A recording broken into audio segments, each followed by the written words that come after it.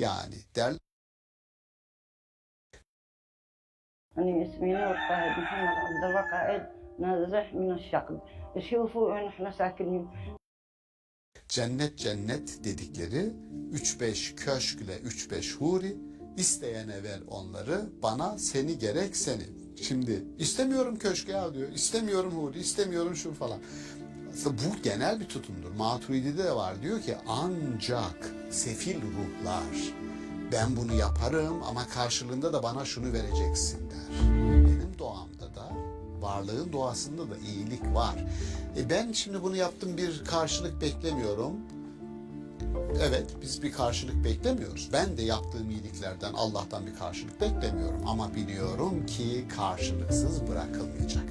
Çölde adam giderken birisi çölde kalmış havasında, ya bana yardım et, bana yardım et falan. İşte bir su yok mu falan, kırbanda versen falan. Adam da atından inmiş, çıkarmış kırbasından suyu, adama içilecek. Adam kalkmış birden.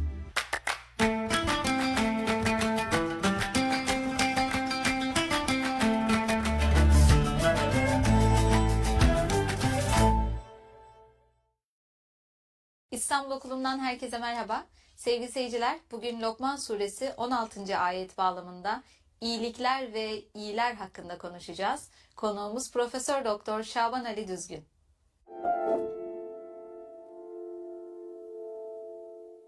Merhaba hocam. Merhaba.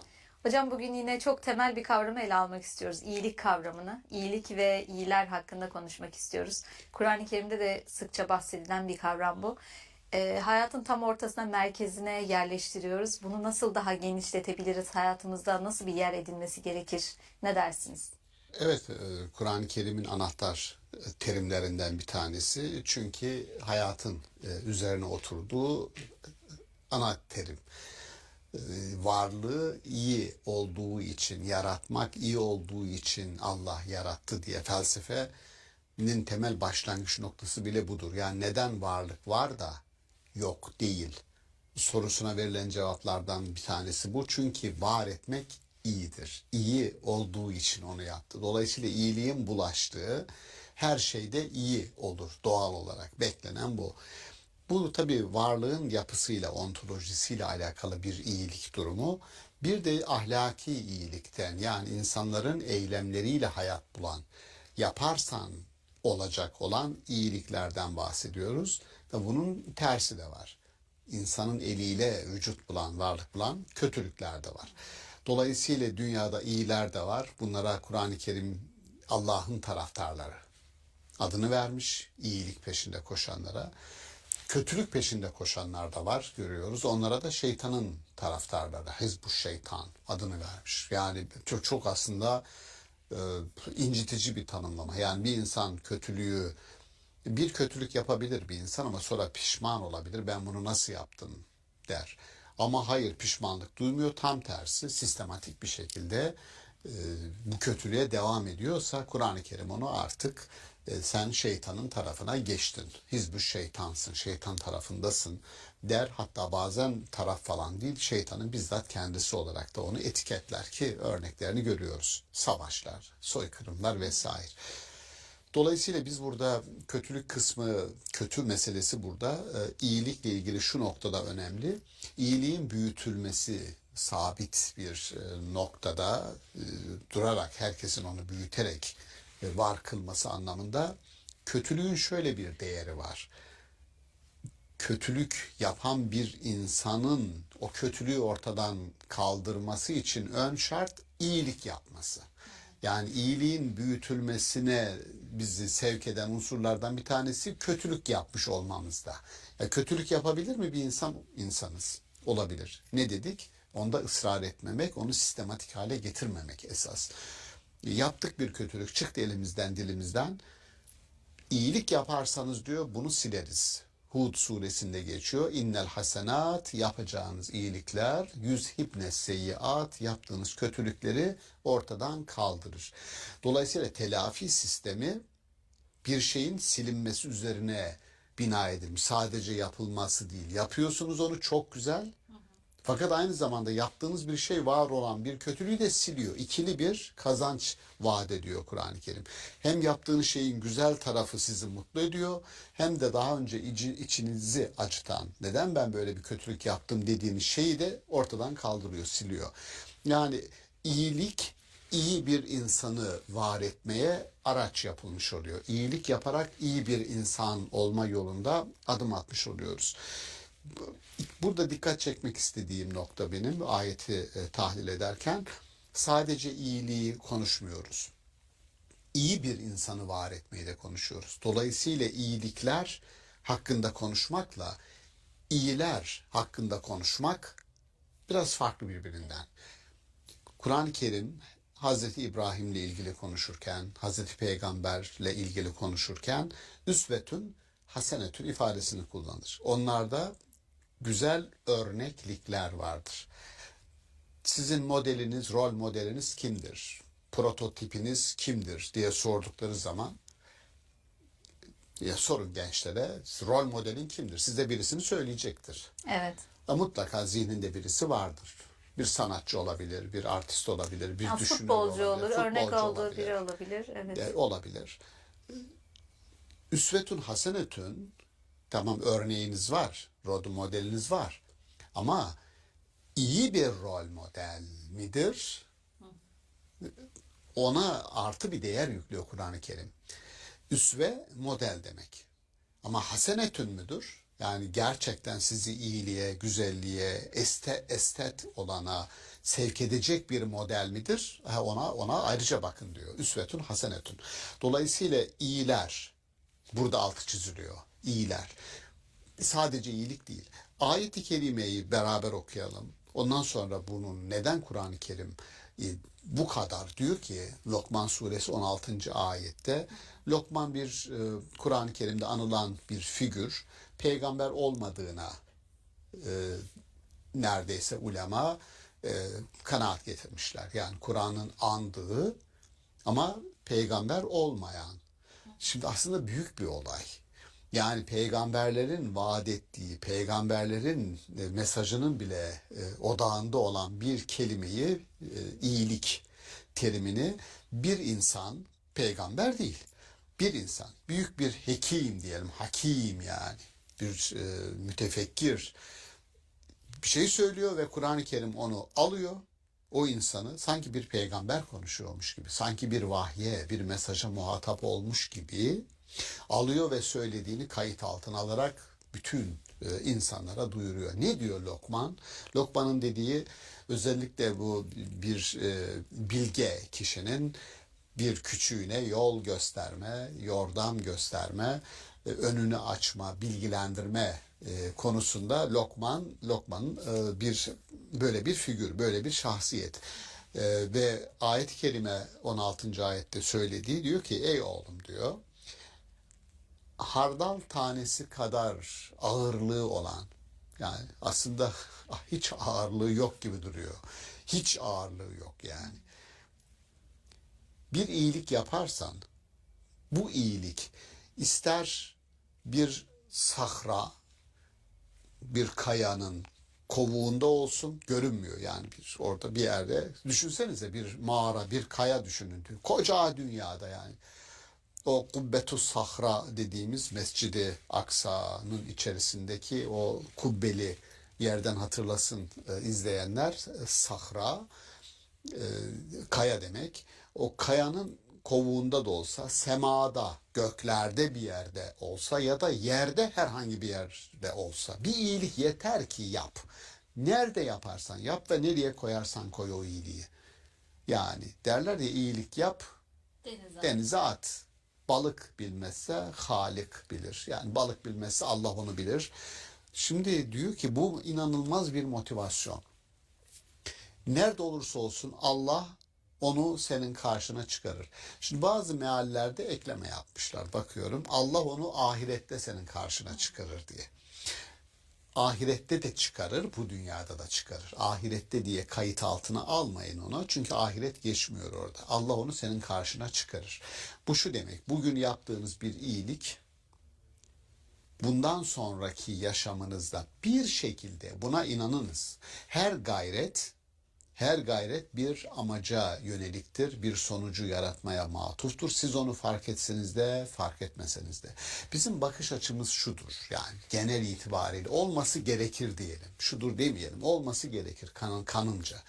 Şöyle bir örnek veriyorum. Diyorum ki Yusuf peygamber, babası Yakup'tan kardeşleri tarafından koparıldığında, bu büyük bir senaryo olarak düşünün, büyük bir film olarak düşünün. Sahne bir. Sekans bir. Kardeşler bizimle ava götürelim baba bu Yusuf'u bize veriver bunu dediklerinde niyetleri belliydi. Evet. Babanın bir şeyden haberi yok. Yusuf'un da haberi yok. Alıyorlar ve çocuğu götürüyorlar. İkinci sahne kuyuya atıyorlar.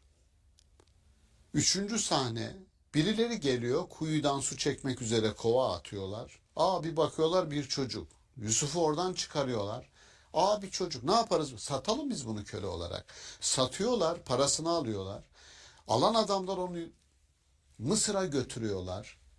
Şimdi sahneler bakın sahne sekans gidiyor. 1, 2, 3, 4, 5, 6, 7. Şimdi biz yaşamda bütün eylemlerimizde, hareketlerimizde şu sahneleri biliriz teker teker. Bunlardan sorumluyuz. Bunu yaparız. Ama bütün bu parçaların nasıl büyük bir resmi oluşturduğu, en sonunda bu kuyuya atılan, köle olarak satılan Yusuf'un gidip Mısır'da çok güvenilir bir adam olarak bütün hazinelerin kendisine teslim edileceği bir konuma çıkacağını, o kardeşleri zor duruma düşen kardeşlerine tahıl vereceğini, sonra babasına kavuşacağını, bütün bu büyük resim, o mutlu son ne babanın zihninde var, ne Yusuf'un ne de kardeşlerinin. Yani biz parçayı biliriz. O parçanın çalışılması bize aittir ama buradan büyük bir resim çıkar. O da tevekküldür. Orada Allah'a ya Rabbi bizim için hayır biz gayretimiz budur. Bunun sonucunda hayırlı olan neyse bizim için onu senden temenni ederiz. Büyük resim. Onu ben kontrol edemem, bilemem bu kadar şeyi. Şimdi ne oldu? Şunu diyoruz.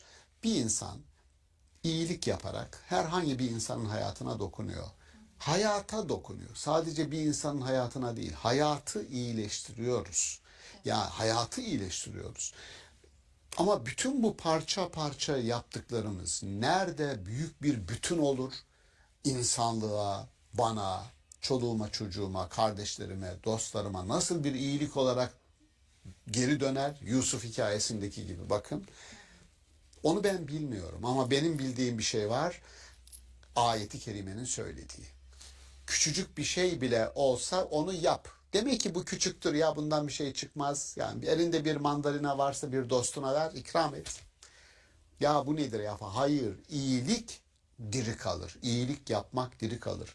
Meşhur bir hikaye vardır ya hep anlatılır. İşte çölde adam giderken birisi çölde kalmış havasında.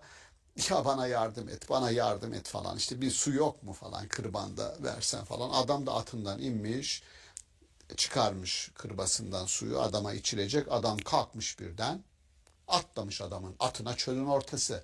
4 nala sürüyor. Adam kalmış mı orada? Arkasından bağırmış adamın. Demiş ki bak bu yaptığına bir şey demiyorum. Atımı çaldın, aldın, beni burada yalnız bıraktın. Ama başkasına bunu anlatma. Kimse kimseye yardım etmeye kalkmaz. İyiliği öldürürsün. Tam bu kısma değinmek istiyordum hocam. Müthiş, burası Evet, müthiş. evet çok kıymetli bir kıssa gerçekten. Tam buraya değinmek istiyordum. Çünkü yaşadığımız çağda şu anda insanlar iyilik yapmaya korkuyor. Bir insana yardım etmeye korkuyor. İster istemez çekiniyorlar. Yani eski zamanlara göre, bizden önceki nesillere göre çok daha zor ve bireyselleştiğimiz bir dönemdeyiz. Artık insanlar birine yardım ederken çekiniyorlar. Ne bileyim yolda kalmış birini arabaya almaya korkuyoruz. Birçok şeyde tedirginlik duyuyoruz ve buna rağmen iyiliğin yayılmasını da istiyoruz aslında. Burada hem Allah'a karşı bir temel sonsuz bir güvenimizin olması gerekiyor. Hem de insanlara karşı o aramızdaki güven bağının da daha güçlü olması gerekiyor. Bu dengeyi nasıl kurabiliriz şu anda? Kesinlikle söylediğiniz güven kategorisinin sağlanması gerekiyor güvenin ve bu mekanizmanın koruyucusu olarak Allah dedik. Ama ben şöyle derim, daha pratik ve pragmatik, buna yani felsefeyi bu sohbetlere fazla sokmamaya çalışıyorum ben, ama iyilik kelimesi, yani Kant'ın ahlakında iyilik kelimesinin kendinde bir karşılığı var. Yani kendisi çok değerli. Birisi onu yapsa da yapmasa da varlığın doğasında iyilik var, iyi var. Dolayısıyla kendi başına kendi varlığını sürdürecek bir yetkinlikte iyiliğin ve iyiliğin kendisi. İnsanı da onun bir parçası yapıyor. Bir mükafat bekleyerek değil, bir ödül bekleyerek değil. Sırf insan olduğu için, nasıl iyilik iyi olduğu için varsa, sen de insan olduğun için buna kategorik, imperatif, zorunlu yapman gereken bir şey kardeşim. Yapacaksın, insansın. Bu dediği doğru. Öyle oluyor. Yani daha önce bir konuşmamızda belki geçti. Ben şöyle örnek veriyorum. Gecenin karanlığında yolun karşısına geçmeye çalışan bir ama kardeşimizi biz tutup geçiriyoruz yolun karşısına. Ama o beni görmüyor. İyilik kim yapıyor ona? Onu görmüyor. Başka kimse görmüyor. Ama ben o iyiliği yapıyorum. Anlıyorum ki benim doğamda da, varlığın doğasında da iyilik var. Ben şimdi bunu yaptım, bir karşılık beklemiyorum. Evet, biz bir karşılık beklemiyoruz. Ben de yaptığım iyiliklerden Allah'tan bir karşılık beklemiyorum. Ama biliyorum ki karşılıksız bırakılmayacak. Karşılık beklemekle karşılıksız bırakılmayacağını bilmek arasındaki farktır bu. Biz karşılık beklemeyiz. Ama Allah karşılıksız bırakmaz. Üstelik de bunu kendisine ayetlerin sonunda, bu ayet sonlarındaki bitirme ifadelerinde Kur'an-ı Kerim'in seçtiği, Allah'a seçtiği isimler ayetin muhtevasıyla uyumlu isimlerdir. Şimdi işte bir kayanın kovuğunda da olsa, göklerde de, bir boşlukta da olsa, yerinin herhangi bir yerinde, dibinde de olsa küçücük bir iyiliğiniz karşınıza çıkacaktır dedikten sonra diyor ki Allah bir, latiftir, iki, habirdir. Latifun habir. Habir demek hiçbir şey ondan kaçmaz. Her şeyi bilir. Ya tam uzman. Her şeyin uzmanıdır. Yani iyilik nerededir? Onu bulur. İyilik nerededir? Bu remote sensing diye bir bilim dalı var. Uzaktan hissetme ve ölçme. Bunun uzaya giden astronotları yetiştiren Mısırlı bir kimyager aynı zamanda. O diyor, bana diyor çölde bir yer gösterin. Orada kaç tane kum var? Kum tanelerini ben size diyor sayayım. Kaç kum var? Remote sensing. Şimdi burada da öyle. Diyor ki Allahu Teala, siz yeter ki bir iyilik yapın, bir yere koyun. Ben onu bulurum ve sizin karşınıza çıkarırım. Sen böyle bir iyilik yapmıştın diye. Ben habirim. Ama ikinci kısmı var. Latifim. Ne demek bu? Yaptığınız o küçücük iyiliğin karşılığında benim size vereceğimi bir bilseniz. Latif, lütfederim diyor. Ya o söylediğim o. Onun için biz hesaba kitaba bakmayız yani. Kur'an-ı Kerim bu tür iyiliklere ecrun gayru memnun. Kesintisiz bir mükafat vaat ederim diyor. Diyorum ya, biz o mükafatı beklemiyoruz. Ama o karşılıksız bırakmayacağını söylüyor. Bizim kültürümüz şu kültürdür. Yunus Emre'nin söylediği cennet cennet dedikleri 3-5 köşkle 3-5 huri, isteyene ver onları, bana seni gerek seni. Şimdi istemiyorum köşke ya diyor. İstemiyorum huri, istemiyorum şu falan. Aslında bu genel bir tutumdur. Maturidi'de de var. Diyor ki ancak sefil ruhlar ben bunu yaparım ama karşılığında da bana şunu vereceksin der. Bakın ya, çok ağır bir şey. Ancak sefil ruhlar, sefil olanlar diyebilir ki karşılık bekliyorum. Oysa, Karşılık bekleyen tefecidir aslında, yani bir evet, mükafat karşılık karşılığında. bravo. Karşılık bekleyen, hatta daha fazla karşılık bekler değil mi tefeci? Yani veriyorum 1 lira, getir bana 10 lira. Yaptım bir iyilik, ya Rabbi hadi bana şunları ver ya Rabbi. Nerede benim? Şimdi Peygamberimiz espri yaptı ya bir ara sahabiler arasında. Yaşlılar cennete giremeyecek. Ya bütün milletin gardı düştü böyle ya. Ya Resulallah. Bu gerçekten üzülmüşler. Ya Resulallah böyle anlaşmamıştık der gibi. Ya Resulallah niye böyle dediniz falan. Büyük üzüntü falan. Tamam demiş yani. Gençleşip gireceksiniz deyince rahatlamışlar. Yani şimdi çünkü bekliyor. Öyle kurmuş kendisini. Oysa diyorum ya yani karşılık beklemeden yapmak varlığın doğasında var ve insan buna ayarlanmış. Yeter ki iyiler artsın ve hayatın da doğası iyileşsin. Son olarak bir şey daha sormak istiyorum hocam. Az önce verdiğiniz örnek üzerinden hani çöldeki bir insanın yaşadığı kötü durumu bunu anlatma, iyiliği öldürür diye söylüyor. Yaşanan bu kötü durumlar anlatılmamalı ki yayılmasın olarak algılıyoruz. Diğer taraftan da iyiliğin anlatılması, yayılması için nasıl bir vesile kaynağıdır? Çünkü bazen iyiliklerin anlatılması da kibir gibi görülüyor. Yaptığın bir iyiliği anlatmak ne kadar doğrudur, iyidir, erdemli bir davranıştır. Anlatmak, yayılmak açısından ne derece önemlidir? Ya bunu yine Maturidi örneğini vereyim.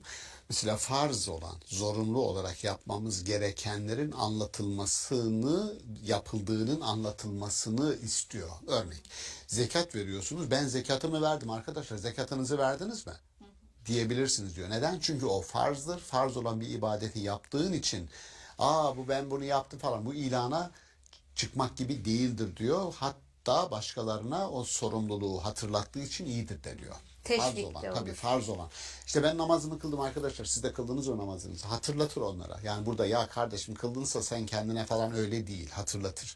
Bunun gibi Maturidi'nin söylediği herkese zorunlu olanı açıkça ben yaptım siz yaptınız mı bir hatırlatmadır. Bunda bir sakınca yoktur. Kibre falan girmez. İyilikle Yeter. farz diyebilir miyiz bu durumda hocam? İyilik. Bütün bunlar onun içerisinde. Öyle denir. Yani bu ibadetler bile insanı iyi olan bir hayatı var etmek için disipline eder. Yani 5 vakit namaz kılan bir adam düşünün namazını kıldı, abdestini aldı, namazını kıldı, sonra kalktı bir kötü durumla karşılaştı mesela. Ya o rahatlıkla, o huzurla o müdahale etmez ona, o kötülüğe bulaşmaz. Çünkü bakın anlatabiliyor muyum bunu? O haldedir yani. Sürekli ibadet halindeki bir insan dikkat eder. Disipline eder dediğim o. Dolayısıyla hayatı iyileştirme, iyiliği böylece iyiliğe bir şans tanıma ve iyilerin sayısını artırmak, çoğaltmak suretiyle kötülüğü minimize edebiliriz. Bunun başka yolu yok. Paylaşarak da arttırmaya vesile olmuş oluruz. Çok teşekkür ederiz Ben hocam teşekkür değerli ederim. yorumlarınız Ben için. teşekkür ederim. Sevgili seyirciler, iyilik ve iyiler hakkında konuştuk bugün. Bir sonraki bölümde görüşmek üzere. Hoşça kalın.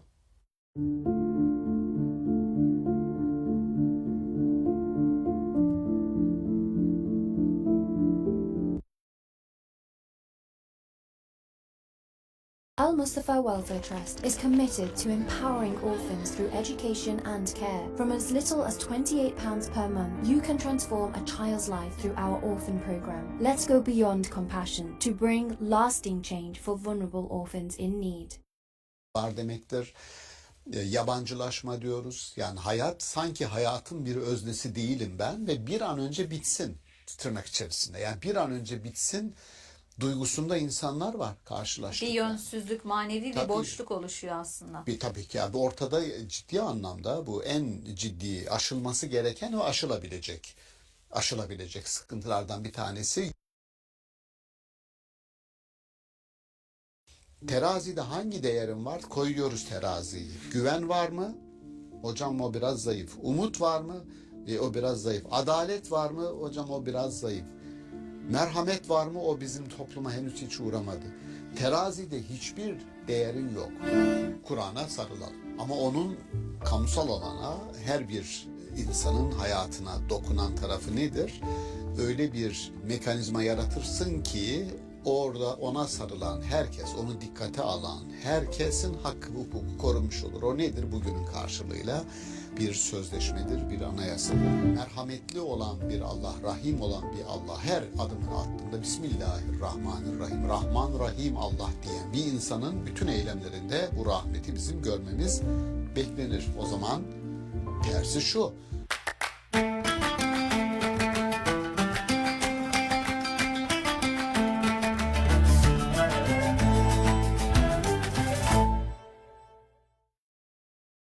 İstanbul Okulu'ndan herkese merhaba. Sevgili seyirciler, bugün Ali İmran Suresi 103. ayet bağlamında yalnızlık ve toplumsal birlik kavramlarını ele alacağız. Konuğumuz Profesör Doktor Şaban Ali Düzgün.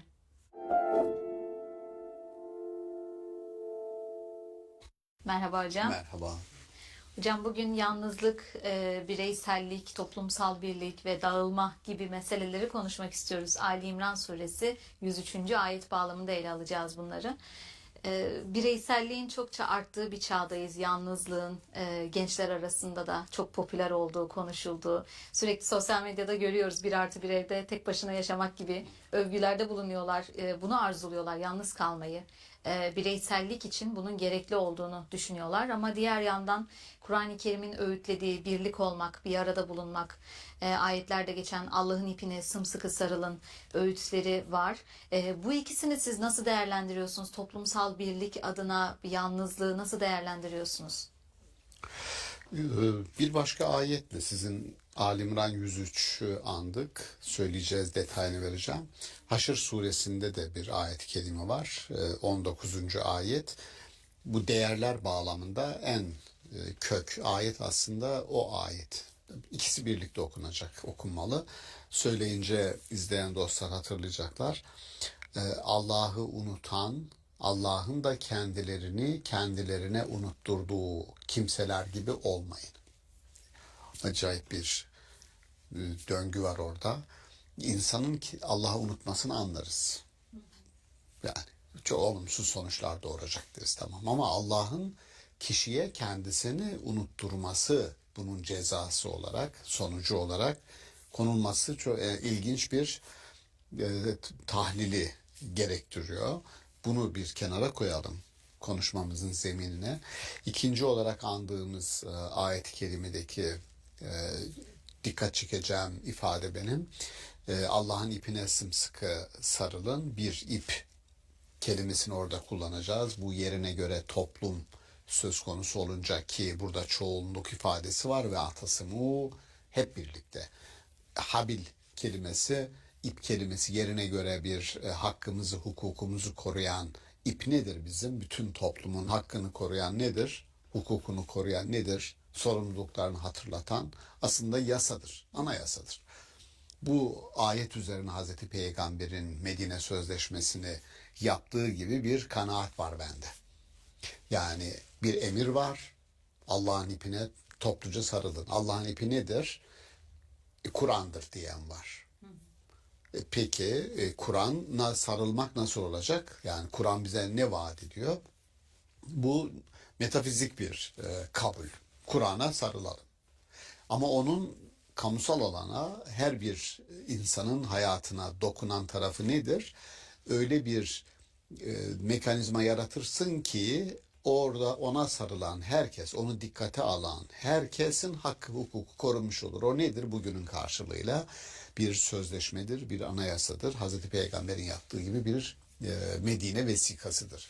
Aynı zamanda devam ediyoruz. Bu konuştuğumuz bağlamda sizin tekillik, bireysellik dediğiniz, bizim de konu başlığını öyle koyduk. Uçurumlar ve genç zihinler.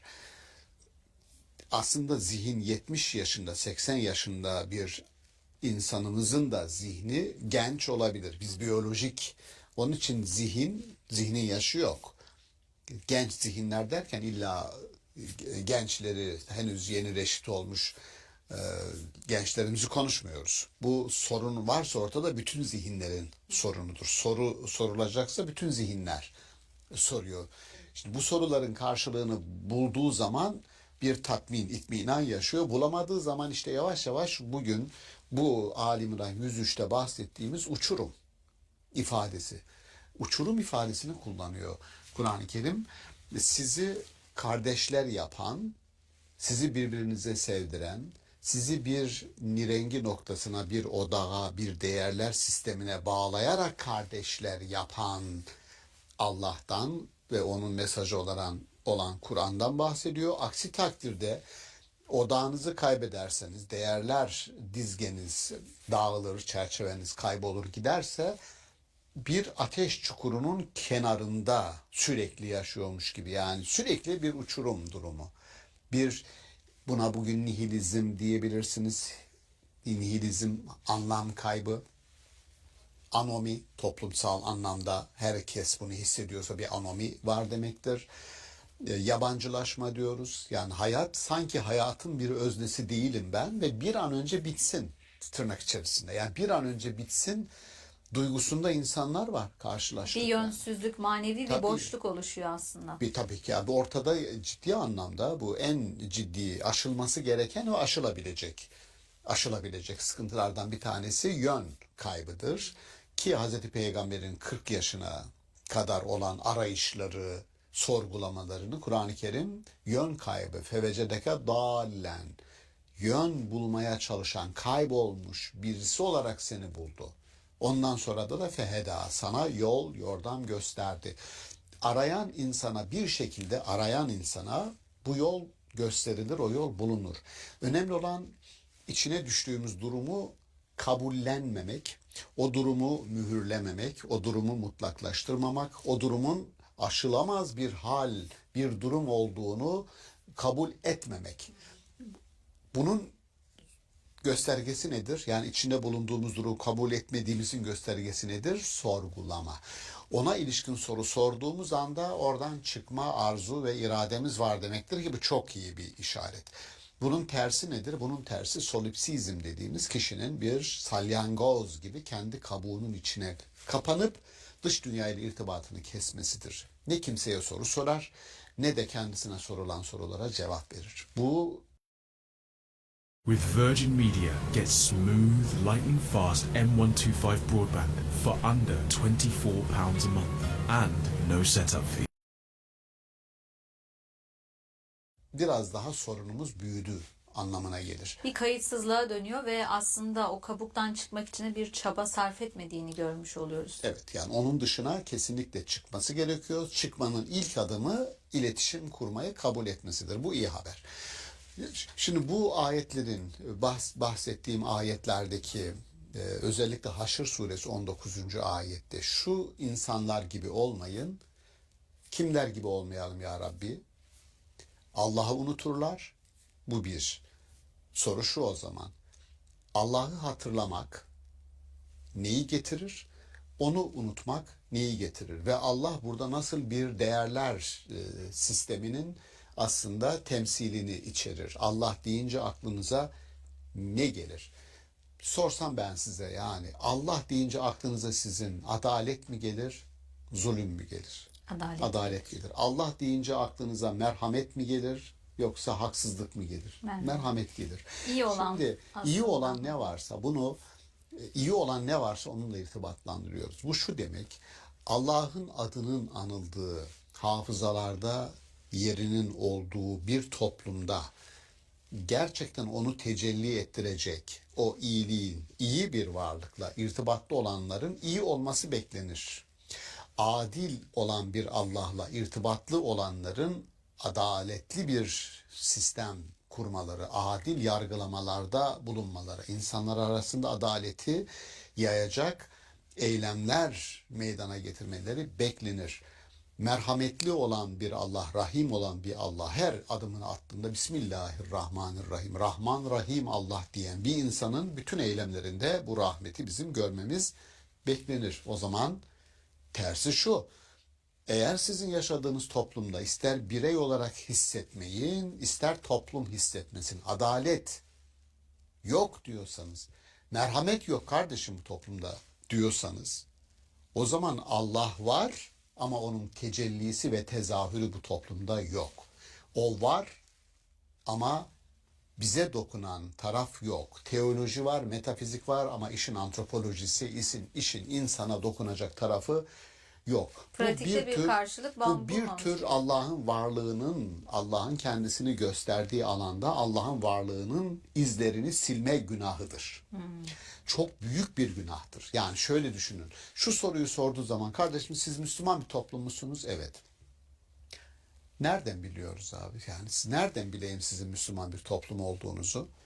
Müslümanlığınızın işareti ne? Bir, ben derim ki güvenin olduğu, çünkü Müslümanlık, müminlik, mümin kelimesiyle güven kelimesi aynı kökten gelir. Emniyetle Kendinden iman. emin olunan, Tabii. güvenilir olan.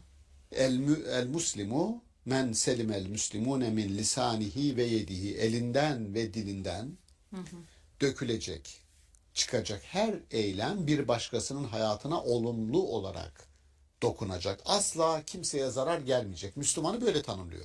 Müslüman toplum da böyle bir toplumdur. O zaman soru şu, yani dışarıdan size baktığı zaman bir insanın güven kategorisinin bu toplumda ne kadar yer tuttuğunu gözlemlediğinde sınıfta kalıyorsunuz. Güven endeksi çalışmaları yapılıyor dünyada. İşte ilk yüze giremiyoruz. İlk yüzün içerisinde değiliz. İnsanlar birbirine güven duymuyor. Kurumlara güven duymuyor. Kurumlar insanlara güven duymuyor. Adam vergisini kaçırmak için her türlü numarayı çekiyor. Düşün yani. Olmaz. Şimdi bunun yani zekatı kaçırıyor. Zekat vermemek için üzerinden bir yıl geçecek gibi bir bürokratik söz söylüyoruz. Sonra üzerinden bir yıl geçeceği zaman onu başkasına devrediyor. O anda malı üzerinden düşürüyor ki üzerinden bir yıl geçmemiş olsun gibi böyle sahtekarlıklarla kimi aldatıyoruz, değil mi? Şimdi böyle bir toplumsal yapıda hangi kategori ilişkilerimizde yok? Güven yok. Güvenin olmadığı bir yerde insan yarına umutla bakar mı? Bakamaz. Dinle ilgili en temel kategori, birinci kategori güven, ikinci kategori umut. Şimdi güven ve umudun olmadığı yerde Allah ne dedi? Beni unutursanız ben de size kendinizi unuttururum. Bizle ilgili unutulan nedir? Burada diyorum ki benim dünyada en fazla toplumda ihtiyaç duyduğum neydi? Güven ve umut. Bakın unuttuk ikisini. Unuttuk ikisini. Unutulmaya başladı. Bizi güvenli, umutlu bir dünyanın ferdi olmaktan çıktık. Çünkü şöyle bakmak lazım. Niye Allah unutursanız diye başlıyor? Çünkü Allah bu değerlerin sahibi, bu değerlerin koruyucusu, bu değerleri dejenere eden, tahrip edenleri uyaran ve bunun karşılığında ceza öngören bir varlık. Yani şöyle düşününüz. Ve men saqulet mevazinuhu fehuve fi işetin radiye. Ve men haffet mevazinuhu fe ummuhu haviye. Teraziye gelecek değerlerle hayatını idame ettirenler mutlu, mesut bir yaşam sürerler, razı oldukları. Terazide hiçbir değerler olmayan insanlar ise cehennem gibi bir yaşam sürerler. Bu ayet hepimizin bildiği ayetler. Şimdi terazide hangi değerim var? Koyuyoruz teraziyi. Güven var mı? Hocam o biraz zayıf. Umut var mı? O biraz zayıf. Adalet var mı? Hocam o biraz zayıf. Merhamet var mı? O bizim topluma henüz hiç uğramadı. Terazide hiçbir değerin yok. Ve emma men saqulet mevazinuhu. Terazisi ağır basan. Bakın bu değerleri andığımda terazi gittikçe kefe aşağıya doğru iniyor. Ağırlık var. Ama ayet Kur'an-ı Kerim çok gerçekçi. Ve men haffet, teraziye gelen değeri olmayan bir toplum fe ummuhu haviye. Cehennem gibi bir yaşam sürer. Ki bu işte söylenir ya varoluşçularda Albert Camus'un ifadesi, Sartre'da ara aranıyor bunu. İnsan insanın cehennemidir diyor. İnsan insanın cehennemidir. Dostoyevski buna cevaben daha önce yaşamış Dostoyevski ama onun sözünü cevaben alıyorum ben oraya. Diyorum ki cehennem yüreğinizde başka insanlara yer vermediğinizde karşınıza çıkan bir olaydır diyor. Cehennem niye bir insan başkasının cehennem olur? Çünkü başkasına yüreğinizde, gönlünüzde, kalbinizde yer yoktur. Yer olmadığında işte orası başkasına cehennem olur. Biz ayet-i kerimede o cehennemden çukuru, ateşten çukuru önümüze getiriyor. İnsan insanın cehennemi olur mu? İnsan insan için bir cehennem gibi yaşam kurar mı? Ve oraya davet eder mi? Etmemeli. Etmemeli fakat ediyor. Yani peki bunu kurduğumuz eğitim sistemi bunu ne kadar engelliyor? Bunun tam tersini yaratmak için ne kadar imkan veriyor? Bunlar gerçekten Kur'an-ı Kerim'in söylediği temelde peygamberin insanlarla buluşmasındaki temel motif beşirdir. Yani şunları yaparsanız size şöyle bir yaşamı müjdeliyorum. Bir de nezirdir, uyarıcıdır. Yani şunları yaparsanız şöyle bir sorunla karşılaşırsınız. Çok basit.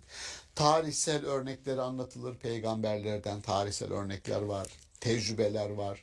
Dolayısıyla buradaki bir tür gölge yaşamlar gibi kendi gerçekliğini ortaya koyamayan, varlığını ortaya koyamayan bir gölge gibi geçip giden insanların hayatına da dönüştürebiliriz bunu. Hayır, az önce andığımız o kategorileri, bunu soran, karşılığı isteyen kardeşim, kamusal alanı yönetenlerden istiyorum. Yasayı yapanlardan istiyorum. Müfredatı hazırlayanlardan istiyorum. Güven, umut, adalet, merhamet. Her ay endeksini çıkarın kardeşim. Bu ülkede bu değerler yitime mi uğruyor yoksa yeşeriyor ve gelişiyor mu? Ben nasıl bir toplumda yaşadığımı öğrenmek, görmek istiyorum. Çünkü benim evladımı evden dışarı çıkardığımda o artık benim evladım değil. Biyolojik olarak benim evladım ama kültürel olarak toplumun evladı.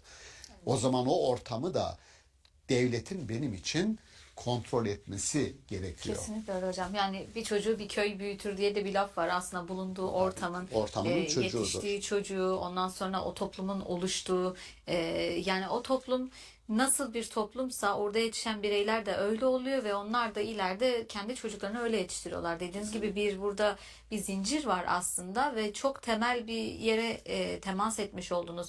Eğitimle aslında başlayacak bir şey belki de bu. Eğitimle, müfredatla bunun bir yolu çizilmeli. Ben biraz da yine yöntemsel bakıyorum. Evet, bununla biz problemleri tespit ediyoruz ama çözüme nasıl ulaşacağız? Bunları nasıl düzelteceğiz? Nasıl kendisinden emin olunan bir toplum olacağız? Başkaları bize baktığında bu insanlar Müslüman nasıl diyecekler, güvenilir insanlar olduğumuzu nasıl göstereceğiz? Hem bireysel olarak hem toplumsal olarak üzerimize çokça vazife düşmüş oluyor. Evet. Özellikle gençlere değinmiş olduk burada, uçurumlar ve genç yani zihinler dedik. gençler için sizin başta sorarken soruyu bireyselleşme, bireycilik, ona eklenecek olan bencillik, gerçekten bireysel yaşamlar. Ben bireyselliği önemserim, ferdiyeti çok önemserim. Özgür, kendine güveni olan, öyle rüzgarla her yönden esen rüzgara göre şeklini, şemailini değiştirmeyen, yani sabiteleri olan, özgüveni olan bir bireyi siz ister alın bir aparta koyun, ister onu alın başka şehrin bir göbeğine koyun. O kendisi odaktır. Ve biz ona güveniriz. Orada hiçbir sorun yok. Yeter ki bir değerler skalası olsun. Milli değerler olsun, dini değerler olsun, ahlaki değerler olsun. Ama mutlaka bir çerçeve içerisinde kendini görsün. En basiti şöyle derim ben. Bir bilgisayara, bir cep telefonuna, virüslere karşı onu korumak için bir virüs koruma programı biz daha başta koyuyoruz ki dolaşırken, surf yaparken başımız belaya girmesin. Bir önlem alıyoruz aslında. Çocuklarımıza, yani bilgisayarımıza gösterdiğimiz özeni çocuklarımıza daha fazla göstereceğiz. Bir virüs koruma programı onlara yerleştirmemiz lazım. Nedir o? Aidiyetler.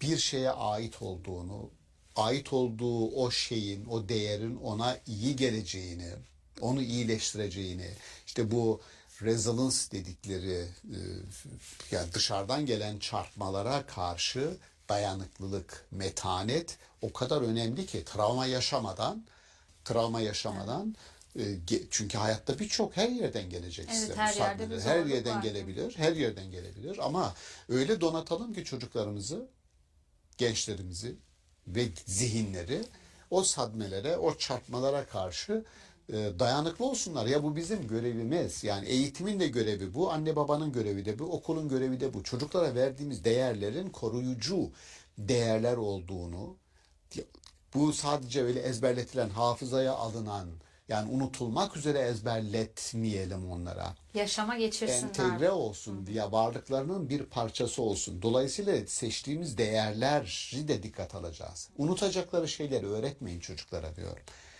İçselleştireceklerini öğretin ki az önce söylediğimiz değerlerin tamamı bunlardır. Dolayısıyla niçin bu değerler ahlaki, dini, milli diyorsunuz derseniz çünkü bunlar bizim virüs koruma programlarımız, bunlar bize lazım. Temelden yetiştirildikten sonra belli bir yaşa gelse de ne kadar zorlukla da karşılaşsa orada bir Müslümanca bir duruş sergilediklerini göstermeleri lazım. Önce insanca, ondan sonra mümince, Müslümanca. Ama insan olduğumuzu en birinci olarak ve başka insanlara sırf insan oldukları için benim temel felsefem o. Yani bir adamın Müslümanlığı, müminliği insani standartlara, Allah'ın kulu olduğu için herkese sevgi, saygı, merhamet göstermesi gerektiğini önce öğrenecek. Ondan sonra kendine ait olanlara başka ekstra bir pozitif iyilik yapacaksa o kendi bileceğidir. Ama dünyanın düştüğü yer bugün bu bahsettiğimiz anlamda kimsenin bir başkasını kendi gibi görmediği, ötekileştirmenin bir hastalık, virüs gibi yayıldığı bir dünyada bunun tersine bizim ihtiyacımız olduğunu düşünürüm. Çok teşekkür ederiz Ben hocam teşekkür değerli ediyorum. yorumlarınız için. Sağ olun. Sağ olun. Sevgili seyirciler, modern dönemde yabancılaşmayı, bireyselleşmeyi ve toplumsal birliği konuştuk bugün. Bir sonraki bölümde görüşmek üzere. Hoşçakalın.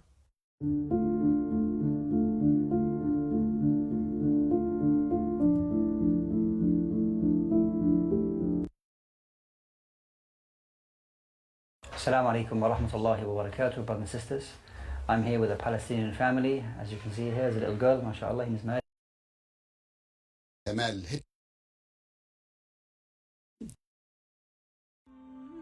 The fasts, the prayers, the tears.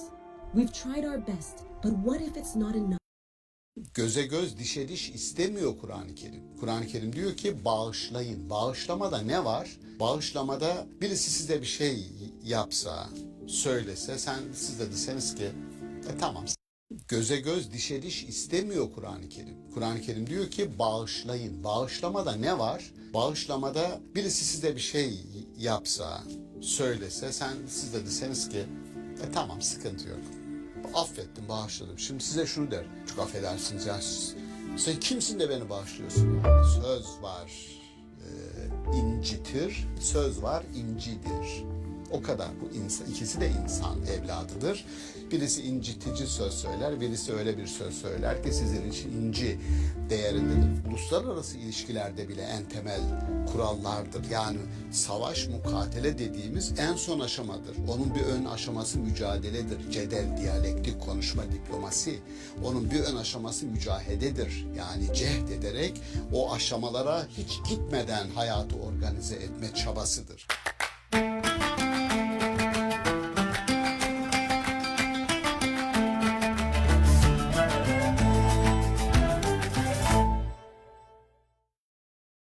İstanbul Okulu'ndan herkese merhaba. Sevgili seyirciler, bugün Kur'an-ı Kerim bağlamında adalet ve merhamet kavramlarını ele alacağız. Konuğumuz Profesör Doktor Şaban Ali Düzgün.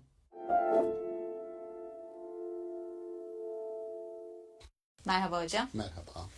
Hocam sizin bazı yazılarınızda denk geliyorum, adalet ve merhamet kavramlarını birlikte ele alıyorsunuz ve merhameti adaletin biraz daha üst bir versiyonu olarak değerlendiriyorsunuz. Toplum için gerekli olanın adil düzenden ziyade merhametli bir toplum olmasının daha iyi olduğunu söylüyorsunuz.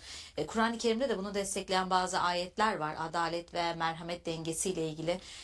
Aslında insanları bağışlamak gerektiğinin, bir kötülükle karşılık vermek yerine aslında merhametli bir, bağışlayıcı, affedici bir tavırla yaklaşmanın daha doğru olduğunu, daha erdemli olduğuna dair bazı ayetler var, teşvikler var. Bunlar üzerinden bir karşılaştırma yapalım isterseniz. Adalet ve merhamet kavramlarını nasıl değerlendiriyorsunuz, nasıl ele alıyorsunuz? Evet. Önce isterseniz ayetleri, sizin Kur'an-ı Kerim'den bunu destekleyen de bazı ayetler var dediğiniz. Bunun en belirgin bildiğimiz ayet Şura suresi 40. ayet. Tegabun suresinde 14. ayet ve Nur suresi 22. ayetler yapılan kötülük üstelik açık açık söylüyor. Mesela evlatların anne babaya yaptıkları kötülükler olabilir diyor. Peki ne yapacağız? Bunu dikkate alın, aman diyor. Yani o kötülüğün kurbanı olmayın, bağışlayın, affedin, onlara yakın davranın. Bunun karşılığı olarak Allah'ın da size merhamet edeceğini, bağışlayacağını bilin. Aynı tavır Tegabun 14'te var. İnananlara sesleniyor. Ya eyyühellezine amenu, eşler arasında ve evlatlar arasında bir düşmanlık olduğu zaman aynı şekilde. Bu düşmanlık bildiğimiz anlamda bir düşmanlık değil tabii. Yani Ne olabilir? Bir sorun çıktı ve büyüdü. Bunu tahmin edebiliyoruz. Farklı türleriyle eşler ve çocuklar, anne baba arasında. Tutum ne olmalıdır? Göze göz dişe diş bir tutum, tavır mı sergilenmelidir? Yoksa Kur'an-ı Kerim şöyle diyor, çok açık. Ve intafu ve tasfahu. Eğer bağışlarsanız, yakınlık gösterirseniz, yaklaşırsanız ve tağfiru ve bağışlarsanız, affeder, bağışlarsanız fe innallaha gafurun rahim. Sizin bu bağışlamanızın karşılığında Allah'ın da gafur ve rahim olduğunu, sizi bağışlayacağını bilin. En sık benim referansta bulunduğum ayet Şura suresinin 40. ayeti. Bir kötülüğün karşılığı ona denk bir kötülüktür diye tercüme edilen ayeti ısrarla ben bir kötülüğe kötülükle karşılık vermek de kötülüktür şeklinde tercüme etmemiz gerektiğini yazıyorum ve söylüyorum ısrarla. Çünkü ayetin hemen arkasında femen afa, kim affeder ve aslaha ve ıslah ederse fe ecruhu alallahi, onun mükafatı, nasıl bir mükafat vereceği affedene ve bağışlayana o Allah'a kalmıştır. Allah bağışlamayıp zulmün ortaya çıkmasına sebep olanları affetmez diyor. Çünkü bağışlamadığın zaman benim verdiğim örnek alelade bir örnek. Henüz diyelim ki bir adli yargıya intikal etmiş büyük bir olay var ve orada zaten kamu davası açılıyor. Size sormuyor bile devlet. Oraya henüz gelmedik. O aşamada değiliz. O aşamanın daha başlangıcındayız. Yani trafikte küçük bir tartışma oldu. Affedersiniz diyorsun ya da affediyorsunuz ve olay kapanıyor. Bunu önce sözlü olarak küfürlü atışmalar, arkasından fiziki kavga, ölenler, öldürülenler, Allah'ınızı severseniz bu nasıl bir insani dünya? Bu insanları, bu şekilde hareket edenlerin genetiğini, yapısını etkileyen, kodlayan hiçbir ahlaki, hiçbir dini öge yok muydu da bu adamlar birden böyle hayvani reflekslerle birbirine girdi ve bıçaklarla, satırlarla arabalardan oluyor bu yani. Şimdi bunu dikkate aldığımızda basit bir cümle, affedersiniz cümlesi o düşmanlığı ve onun daha sonra ayet-i kerimenin söylediği bu zulmü önleyici bir reflekstir. Sonunda çünkü birisi zalim, birisi mazlum olacak. Biri birini öldürüyor, biri birini işte darp ediyor vesaire. Şimdi bu süreçte neden böyle bir merhamet kelimesini, adalet kelimesini yerine koyuyoruz? Benim bir defa temel felsefemiz şu. Kutsal kitapların dili, peygamberlerin mesajının özü tarihsel süreç içerisinde değişiyor ve gelişiyor. Musa'nın, İsa'nın vaaz ettiği din ile Hazreti Peygamber'in bize anlattığı din genetik olarak ve insan kurmak istediği insan, tekil olarak inşa etmek istediği insan ve toplum yapısı itibariyle farklı. Nereden anlıyoruz bunu? En basiti diyorum ki Tevrat'ın temel mantığı Allah'ın adını ağzına almayacaksın. 10 emirden birisi. Oysa Kur'an-ı Kerim'in ilk ayeti Allah'ın adını ağzına alarak başla. İkra bismi rabbikellezi halak. Birinde yasaklama var, birisinde o yasak komple, bütünüyle o yasaktan bir kopuş var. Çünkü gelişiyor insanlık. Dil gelişiyor, mantık gelişiyor, doğayla, insanla, insan ilişkileri, bütün ilişkiler gelişiyor. Şimdi adalet, göze göz, dişe diş yazdık biz Tevrat'ta diyor Kur'an-ı Kerim. Göze göz, dişe diş istemiyor Kur'an-ı Kerim. Kur'an-ı Kerim diyor ki bağışlayın. Bağışlamada ne var? Bağışlamada birisi size bir şey yapsa, söylese, siz de deseniz ki tamam sıkıntı yok. Affettim, bağışladım. Şimdi size şunu der. Çok affedersiniz ya. Sen kimsin de beni bağışlıyorsun ya? Aslında bir kibir olduğu görülüyor burada. Aslında bağışladığınız anda hiyerarşik olarak, otomatik olarak üste çıkarsınız. Ve Kur'an-ı Kerim'in hedeflediği insan, hedeflediği toplum hiyerarşik olarak sürekli üstte kalmayı başaran, başkasının paçasından tutup da aşağı çekmesini engelleyen, standartlaşmaya direnen, ortalama olmayı kabul etmeyen, kimliksiz, kişiliksiz o bir grup, ona sefiller ya da sefihler grubu diyor Kur'an-ı Kerim. Yani süfeha ifadesini kullanıyor. Süfeha, buna etba da der bizim kültürümüz.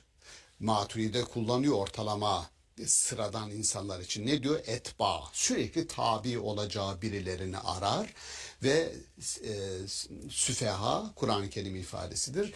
Kendini kuran değerleri yoktur o adamın.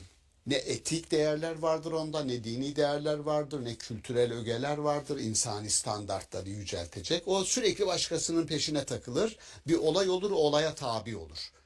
Oysa burada kurucu unsur olun diyor. Size yapılanın sizi nereye evireceğine bir bakın ve asla o sürece girmeyin. Bunun yolu da bir kelimedir. Af ve mağfiret. Kur'an-ı Kerim affedenin Allah tarafından affa uğrayacağını vaat ediyor. 3 ayette de Nur suresi, Tegabun suresi ve Şura suresinde. Peki hocam çok güzel söylüyorsunuz ama yani kendisine yapılan bir kötülüğe karşılık vermediğinde insan bir şey yaşamış ve mağdur olmuş aslında. Ve ona bir karşılık verdiğinde baktığımızda adaletin yerine geleceğini görüyoruz. Bunun yerine adil bir karşılık yerine merhamet edip bağışlayıp affettiğinde bunun bir zafiyet olduğunu da söyleyemez miyiz? Yani merhamet bir zafiyete dönüşmüyor mu burada? Yani ilk etapta öyle görünebilir. Bunun yani şöyle diyelim. Mesela Kur'an-ı Kerim'de size yapılan aleni bir kötülük yapıldığı zaman ona aleni olarak dile getirmek, ifade etmek haksızlık, zulüm sayılmaz diye bir ayet-i kerime var. Bir aleni bir kötülük var. Gazze örnek. Açık bir kötülük, açık bir zulüm var. Bu zulme direnmek, bunu dillendirmek, fiziki olarak da karşılık vermek gerekir. Bu bahsettiğimiz sürecin geldiği en son nokta. Bu noktaya gelmeden, buna mukatele dediğimiz karşılıklı savaşma, bu duruma gelmeden onun bir ön aşaması olan mücadele, yani diplomasi, onun bir önceki aşaması olan mücahede, yani insanların önce kendi durumlarını cehd ederek böyle bir dünya kurmanın mı, kavga eden, savaşan, birbirini yiyen bir dünya kurmanın mı, yoksa barış, huzur, herkesin hakkının, hukukunun işler olduğu bir dünya kurmanın mı herkese daha layık olduğunu düşünseler, cehd etseler, o zaman mukatele aşamasına gelmeyecekler. Yani bunu uluslararası ilişkilerde bile en temel kurallardır. Yani savaş, mukatele dediğimiz en son aşamadır. Onun bir ön aşaması mücadeledir. Cedel, diyalektik, konuşma, diplomasi. Onun bir ön aşaması mücahededir. Yani cehd ederek o aşamalara hiç gitmeden hayatı organize etme çabasıdır. Şimdi görüyorsunuz, insanın eline verilen kelimeler bizim esas silahımızdır. Kesinlikle. İnsanın elindeki silah kelimeleridir. Peygamberleri ve kralları birbirinden ayıran da odur. Peygamberlerin silahı kelimeleridir. Kelimelerle peygamber geldi Mekke toplumunun ortasına. Onlarla insanları ikna etti. Doğru mu? Başka elinde bir güç yoktu ki. Tabii, hatta söz büyüdür deyip onun büyücü Tabii olduğunu ki, da iddia ettiler. tabii ki. Yani Hazreti Peygamber'in o mücadelesinin, o mücahedesinin Mekke dönemi, 13 yıllık Mekke döneminde mukatele yok. Ama ne var? Bir mücahede var, bir mücadele var ve onun sonunda kamusal alanda kendini göstermeye başlayan Medine'de bir din var. Burada bizim göremediğimiz bir eylemin yaratacağı müteselsilen yaratacağı sonuçları görüp önümüze koyan bir ilahi irade var. Küçük bir tartışmanın bizi nerelere evirdiğini biz gözümüzün önünde her gün görüyoruz. Yani Aslında biraz hayatı da stratejik olarak yaşamak gibi. Hani bir ne bileyim satranç oynarken orada bir sonraki hamleyi tahmin ederek oyunu sürdürmek gerekiyor. Bir olay olduğunda ona karşılık verirsem o da bana bunu yapacak, sonra böyle olacak. Bir olayın sonucunda ne kadar kötüye varabileceğini aslında bir noktada hesaplamak tahmin edebiliyoruz, hesap Hesaplamak edebiliyoruz. lazım ama biz onu hesaplamıyoruz çünkü Evet. insan anlık refleksleriyle davranıyor. Oysa anlık güdüsel refleks hayvani bir reflekstir. Bu refleksleri kontrol edecek mekanizma insana akıl, muhakeme gücü. Akıl dediğimiz şey muhakeme yapar. Muhakeme demek olacak olayları önceden bir duruşmaya tabi tutmak. Mürafaa gibi muhakeme. Hüküm vermek için bütün olayları koyuyorsun karşı karşıya. Karşında bir insan var. Çok ağır bir söz söylediğin zaman nasıl bir tepki alacağını tahmin edebiliyorsun. Yanında eşi var, çocuğu var. Ya bu toplumda bu toplum bu kadar bir birikim, kültür, bu kadar dini ögeler, unsurlar bu toplumda konuşuluyor, ediliyor. Ama yılda 600-700 kadın öldürülüyor. Bu kadar insan ölüyor, öldürülüyor. Bu kadar işçi işte iş kazalarında ölüyor. Bütün bunlar burada bir şeylerin eksik olduğunu göstermiyor mu? O eksiklik şurada. Herkes adalet diyor. Kendin için sağladığın şartları çalışanın için sağlayacaksın. Bu adalettir. Çalışmadığın zaman bu zulüm olur. O zaman onun tam karşıtı merhamettir. Yani merhamet, zulüm hem adaletin hem merhametin tam karşıtıdır. Karşısında duruyor. Merhamet etmeyene merhamet olunmaz. Bu söz Hazreti Peygamber'in men lem yarham la yurham. Siz ilişkide bulunduğunuz, irtibatta olduğunuz insanlara merhamet duygusuyla yaklaşmazsanız size de merhamet olunmaz. Yerdekilere merhamet etmeyene göktekiler merhamet etmez. Hadis-i şerif. Dolayısıyla Allah'ın kendisine farz kıldığı yegane akt, bakın kütübe aleykümüs sıyam, size oruç farz kılındı. Kütübe aleykümül kıtal, size saldırıldığı için savaş farz kılındı. Kütübe farz kılındı. Allah kendisine ketebe ala nefsihi, kendisine bir şeyi farz kılıyor. Er-rahme, yarattıklarına merhametli olmayı farz kılıyor. Bir şey, merhamet. Allah'ın Rahim ismi, Rahman ismi arasındaki farkı şöyle derler. Rahman merhametli olmaktır. Rahim o merhameti dış dünyada göstermek ve var kılmaktır. Yani Rahim fiilidir. Yapar bizzat. Diyor ki insanlarla ilişkinizde rahim olun, merhametli olun. Her adımınız, her dokunuşunuz bir merhamet tohumu eksin insanların yaşamına. Böyle bir merhamet toplumu, siz merhametli olduğunuzda başkası da size olacak.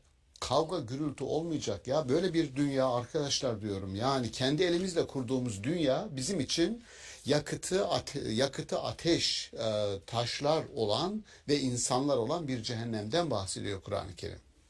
Zannediyoruz ki gelecek dünyadan bahsediyor. Hayır. Öyle bir azaptan, öyle bir cehennemden kendinizi koruyun ki o cehennemin yakıtı insanlar ve taşlardır diyor. Bu şu demek. Ya yaşadığımız toplumun insanları, bir kısım insanlar için cehennemi bir dünya yaratıyor demektir. Maalesef. Kendi elimizde var ediyoruz bunu. Okulların müfredatına kadar ahlak dersi, etik dersinin, din kültürü dersinin bütün ünitelerin içerisine merhametin en köklü etik, ahlaki değer olarak konulması, işlenmesi lazım. O ayetlerden dolayı. Evet, kesinlikle öyle hocam. Yani çocukluktan itibaren aslında öğretilmesi, teşvik Kesinlikle. edilmesi gereken bir hayvana, doğaya, daha sonra da insanlara karşı ne kadar merhametli olması gerektiğini çocukluktan itibaren öğretilmesi, müfredatla beraber, eğitimle beraber artık yetişkin olduğunda da sosyal hayatında diğer insanlara karşı merhametli davranmasının teşvik edilmesi lazım. Kesinlikle. Burada hocam ayetlerde geçen iki önemli kavram da sabır ve anlayış. Buna da değinmek istiyorum. Yani evet, affedici olmalıyız, merhametli olmalıyız. Burada sabır ve anlayışı da teşvik ediyor Kur'an-ı Kerim bizlere. Bir olay karşısında sabırlı ve anlayışlı davranmamız gerekiyor ama bunun sınırını nasıl görmek gerekir hocam? Mesela insan nereye kadar sabredebilir? Hangi noktada karşılık vermesi gerekir? Bunu nasıl anlayabiliriz, tespit edebiliriz sizce? Yani sabır dediğiniz aslında bir metanet ve dayanma gücüdür. Yani bir olay karşısında hep tecrübeli biliriz. Bir kısmımız hemen parlar. Biraz bölgeseldir de yani. Denir işte böyle çok engebeli, inişli, çıkışlı, dağlarda, taşlarda yetişen insanlar, işte Karadeniz bölgesi için derler, anında parlarlar böyle falan. Sabır aslında o ani parlamaları değil de, tabii o çok kolay değil. Yani bir muhakeme edecek, düşünecek, bu nasıl bir sonuca bizi evirir muhakeme. Onun için Hazreti Peygamber buyuruyor. Öfkelendiğiniz zaman oturun, ayaktaysanız oturun. Oturur vaziyetteyseniz uzanın. Mümkünse kalkın, gidin, bir elinizi yüzünüzü yıkayın, bir abdest alın. Aslında olan şu, ani olarak tepki vermeyin. Bulunduğunuz hal üzere kalmayın. Bakın. Sizin söylediğiniz anı mutlaklaştırmak durumu vardı. Evet, Onunla da onu ilişkili. mutlaklaştırmayın anı, onun değişebileceğini. Yani Allah'ın Fettah ismi size yeni kapılar açar, yeni fetihler yapar. Bu konuda biraz kendinize imkan verin, biraz ilahi olana güvenin. Aksi takdirde şunu söylüyoruz, temel hepimiz için ilke şu: anlık refleks hayvani bir dürtüdür. O hayvani dürtü insan içerisinde var. İnsanın hayvani tarafı, yani bedenin refleksleri hayvani olarak felsefemizde tasnif edilmiş. Onları dengeleyecek ruhani, insani taraf var. O da muhakeme edecek, düşünecek. Şimdi o ani refleksten bir kaçınalım. Çok sinirlendik olabilir. Bir kulak verin peygamberimize. Diyor ki ayaktaysanız oturun. Ya, bu şu demek, oturana kadar bir süre geçecek. Hatta mümkünse biraz uzaktaki koltuğa gidin, oturun ki o arada biraz daha fazla vakit geçsin. Oturuyorsanız uzanın diyor. Yani burada anlaşılan vakit, kendinize bir vakit tanıyın ki o arada bir muhakeme imkanı olsun. Aksi takdirde çok küçücük bir hareketle biz kırıyor, döküyoruz, birbirimizi incitiyoruz. Biz insanız. Yani çok kolay inciniriz. Kolay incitiriz. Yani onun için söz var, incitir, söz var, incidir. O kadar. Bu insan, ikisi de insan evladıdır. Birisi incitici söz söyler, birisi öyle bir söz söyler ki sizin için inci değerindedir. Bence bu insanın kendisine saygısıyla ilgili olan bir tutumdur. Kendine saygısı olan bir insanın asla başkası tarafından bu sözlerle, eylemlerle aşağıya çekilmesine kendisi rıza göstermez. Bunu bana yapmana imkan vermeyeceğim. Ya bu şansı sana vermeyeceğim diyerek rahat davransın. Bu hiyerarşik olarak onu üste çıkarır. Zaten karşı tarafı daha da öfkelendiren odur. Sen kibir gösteriyorsun. Tenezzül edip benim seviyeme inmiyorsun. Evet, Allah öyle diyor. Tenezzül edip onların seviyesine inmeyin. Şöyle diyor, Hicr suresinde geçer. Allah'a ve peygambere hakaret edilen bir yerden siz çekin gidin diyor. Yok sayın diyor. Şuraya bakın. Yani yok Gerçekten sayın bugün diyor. baktığımızda sosyal medyada insanlar nasıl savaşıyor? Yani sen Allah'a bunu dedin, sen peygambere bunu dedin diye sürekli kavgalar, o sosyal medyadaki durumların gündelik hayata dönmesi, pratikte karşılık bulması, bunlar aslında dediğiniz gibi Kur'an-ı Kerim'le hiç de uyuşmayan şeyler. Kesinlikle. Bakın diyorum ya, Allah'a ve peygambere taan edilen bir yerden Allah'ın önerisi nedir? Orayı terk edin. Başka bir söze geçene kadar adamlar, yani o sözün hiçbir değeri yok demektir. Yok saymak en büyük hakarettir. Yani adamı yok sayıyorsun. Kur'an-ı Kerim bence o üst standardı, hedeflediği bir standart var. Hocam bizim toplumumuzda bu şimdi çok gitmez, uygun değil denilebilir. Ama bizim hedefimiz, en azından Kur'an-ı Kerim'in hedefinin böyle bir merhamet toplumu, insanların birbirini aşağı çektiği değil, tam tersine beraber yükseldiği bir toplum standardını var etmektir.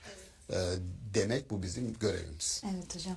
Çok teşekkür ederiz teşekkür değerli ederim. yorumlarınız Ben için. teşekkür Yani ederim. bu vesileyle de sabır ve anlayışı yeniden teşvik etmiş olalım bizler de seyircilerimize. Özellikle Ramazan ayında oruçlu, dürtüsel oruçlu, hareket, evet. açlıkla, öfkeyle mücadele etmek adına çok teşekkür ederiz teşekkür yorumlarınız için. ederim. Sevgili seyirciler, Kur'an-ı Kerim bağlamında adalet ve merhamet kavramlarını ele aldık bugün. Bir sonraki bölümde görüşmek üzere. Hoşçakalın.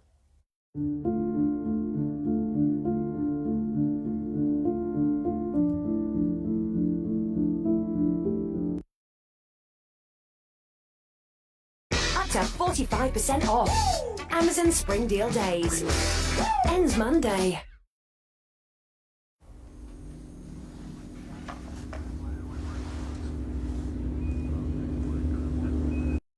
Hazreti Peygamber özelinde bir sure duruyor. Belli bir zaman dilimi. Hazreti Peygamber özelinde bir sure duruyor. Belli bir zaman dilimine inmiş bir sure duruyor ama mesaj hiçbir zaman tarihsel değildir. Mesaj evrensel. Bir gün, iki gün böyle, sonra birden kesiliyor. İnsan bunun ayları bulduğu rivayeti var. Bir türlü vahiy gelmiyor ve insanlar alay etmeye başlıyorlar. Ne oldu? Rabbin seni terk etti. Hadi peygamber iddiasında bulunuyordun. Şimdi ne oldu? Falan. Mekke fethedildiğinde şehre Müslüman askerler girmek üzere dağların tepesinde beklerken kandiller yakılıyor. Ve Ebu Süfyan bu kandilleri görünce demiş ki ya Muhammed'in mülkü çok büyüdü demiş. Yanında var olan bir sahabi o arada söylüyor, diyor ki ya bu bir mülk davası değil, bunu anlamadın mı diyor adama.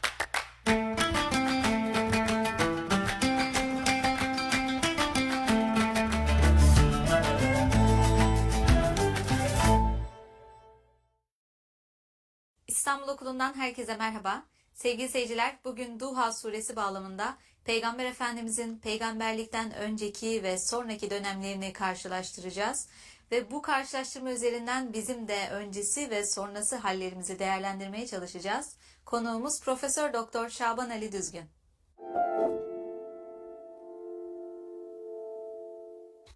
Merhaba hocam. Merhaba. Hocam bugün yine çok güzel bir sure bağlamında konuşmak istiyoruz. Duha suresi. Benim de en sevdiğim surelerden biridir. Gerçekten çok umut vaat eden, bir zorluktan kolaylığa geçişi aslında yine ifade eden, umut vaat edici bir sure. Bunu Peygamber Efendimizin bir geçiş dönemi olarak değerlendireceğiz aslında. Peygamberlikten öncesi ve sonrası bağlamında ele alacağız. Siz bunu nasıl değerlendiriyorsunuz? Bunu biz kendi yaşantımızdaki önceki ve sonraki dönemler üzerinden nasıl ele alabiliriz? Ne dersiniz?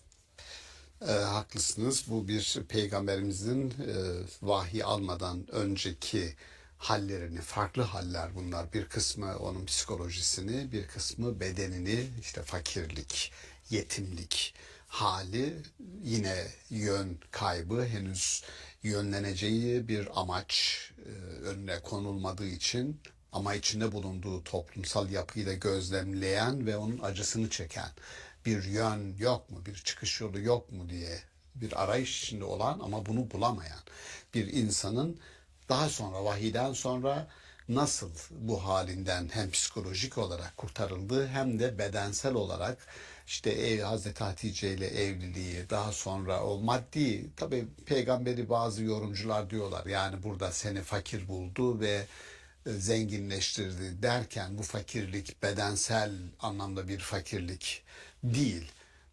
Sahip olmama, işte vahye sahip olmama, bilgiye sahip olmamanın getirdiği bir fakirliktir derler ama ben ikisine de yorumlanabileceğini düşünürüm.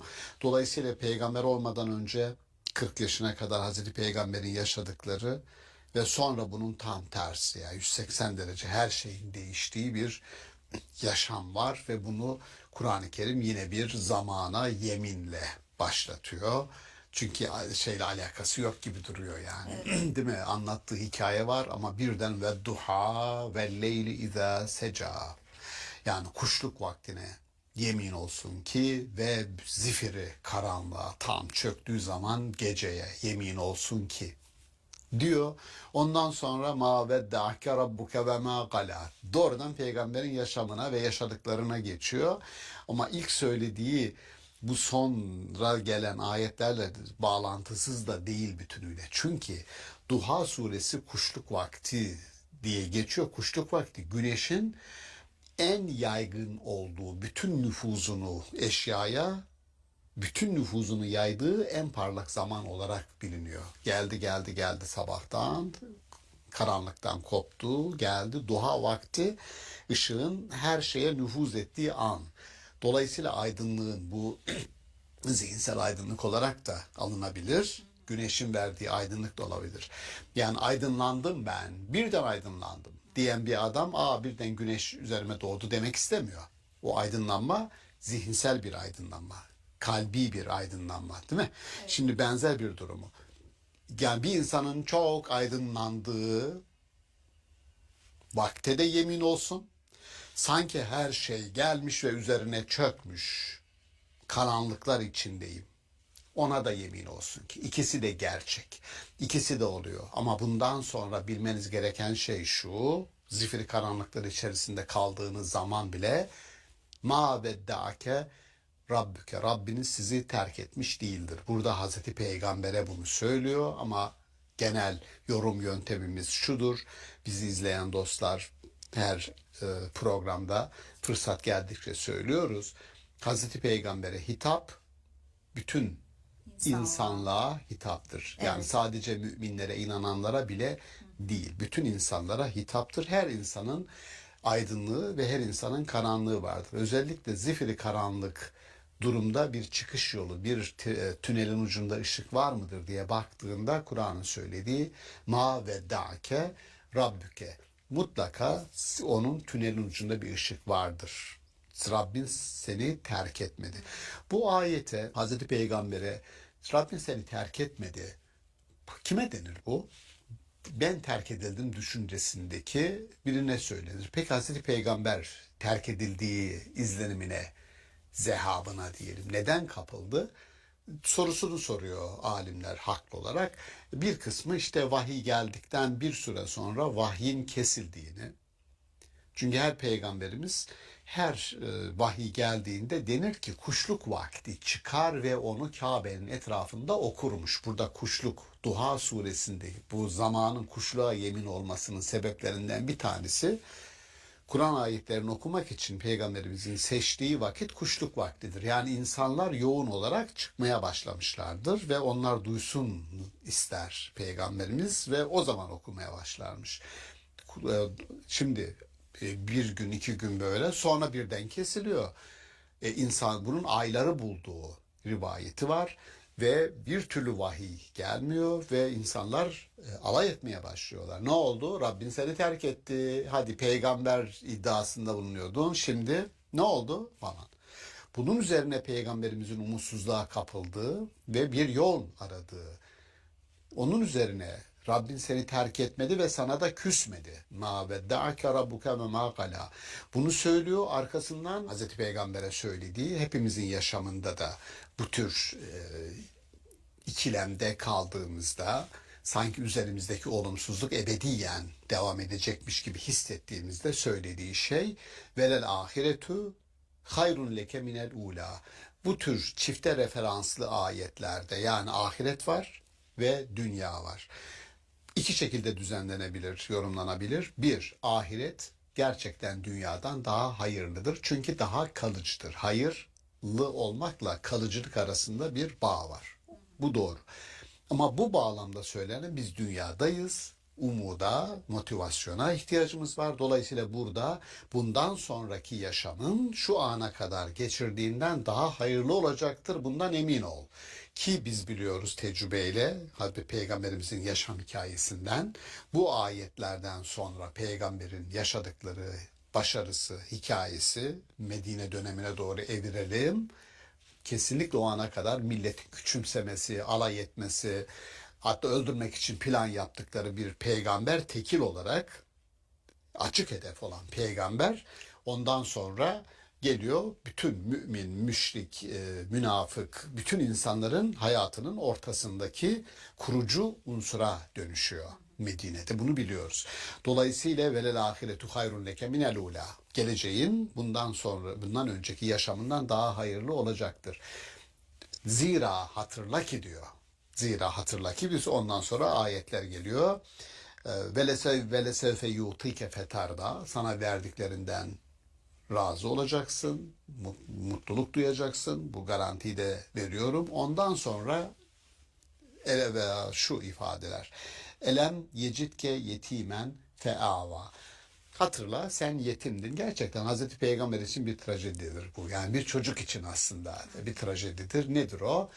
Daha annesinin karnındayken, annesi onu doğurmadan babasının vefatı, babanın kaybı. Yani çocuğunun doğumunu göremeyen bir baba. Bir baba için bu bir trajedi.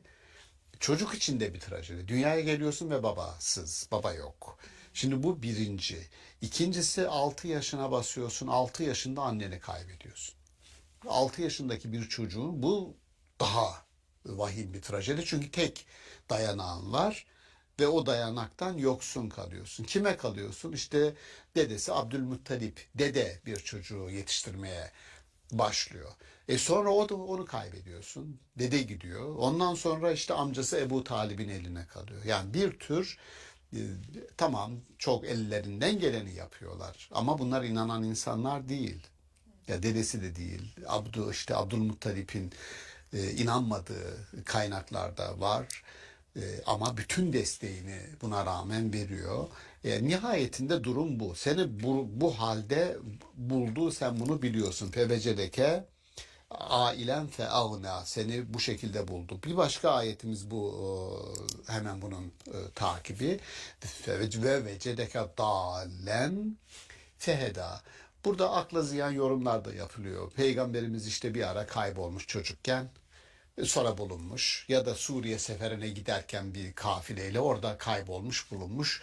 Yani sen kaybolmuştun da işte seni bulmadı mı falan diye akla ziyan yorumlar yapılıyor. Oysa peygamberlik öncesi ve sonrası karşılaştırma yapıldığına göre peygamberlik sonrasında bir hidayet, bir yol gösterme, ona bir anlam ve amaç atama gerçekleştiğine göre buradaki dal, Aslında sembolik bir yol tabii, bulmadan tabii bahsediyor. ki. Buradaki İçsel dal- bir kayboluş ve bulunuş belki tam de. kendisi. Bir yön kaybı. Bir şey arıyorsun, toplumun durumunu görüyorsun. Kendi içsel yolculuğun, arayışın var ama bir ışık yok 40 yaşına kadar. Bu yönsüzlük, yolsuzluk, yurtsuzluk halinden bahsediyor. Yoksa kaybolmuştu da sonra bulundu da ayet ona işaret ediyor gibi akla ziyan yorumlar da yapılıyor. Bu fevecedeke dalen feheda, sonra da yetim olarak seni buluyor. Sığınacak bir dal, sığınacak bir yer oluyor sana, ilahi olan. Bunu söyledikten sonra, bu iki ayeti söyledikten sonra fevecedeke ve vecedeke ailen fe agne. Az önce söylediğim, seni muhtaç buldu ve artık kimseye muhtaç olmayan bir hale getirdi. Bu muhtaçlık acaba fakirlik anlamındaki bir muhtaçlık mıdır ve daha sonra mal mülk sahibi oldun, bu mudur? Yoksa yine bir manevi boşluk, iç boşluk olarak bu hissedildi ama ondan sonra kimseden bir bilgi, bir ışık istemeyecek hale geldi. Çünkü ilahi vahiy ile buluştu. Bu mudur? Dediğim gibi peygamber hayatı boyunca mal, mülk edinme sevdasına düşmediği için bunu da bir maddi zenginlik olarak yorumlamanın alemi yok. Çünkü onu da görüyoruz yorumlarda.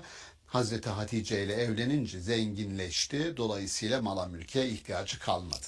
Yine aynı biçimde aslında duygusal veya işte zihinsel bir tabii. kazançtan bahsediyor. Yani belki de orada muhtaçlık, babaya muhtaç, anneye muhtaç, dedeye, amcaya, hayatı boyunca insanlara muhtaç olduğu bir halden aslında yine kimseye muhtaç olmadığı, kendi başına bir birey olarak sürebildiği bir hale geçiş. Yani bunu peygamberlik öncesi ve sonrası diye baktığımızda ve sonrasında da Hazreti Peygamber'in şeyde biz hatırlıyoruz. Mekke fethedildiğinde 630'da Mekke'yi yeniden aldıklarında şehre Müslüman askerler girmek üzere dağların tepesinde beklerken kandiller yakılıyor.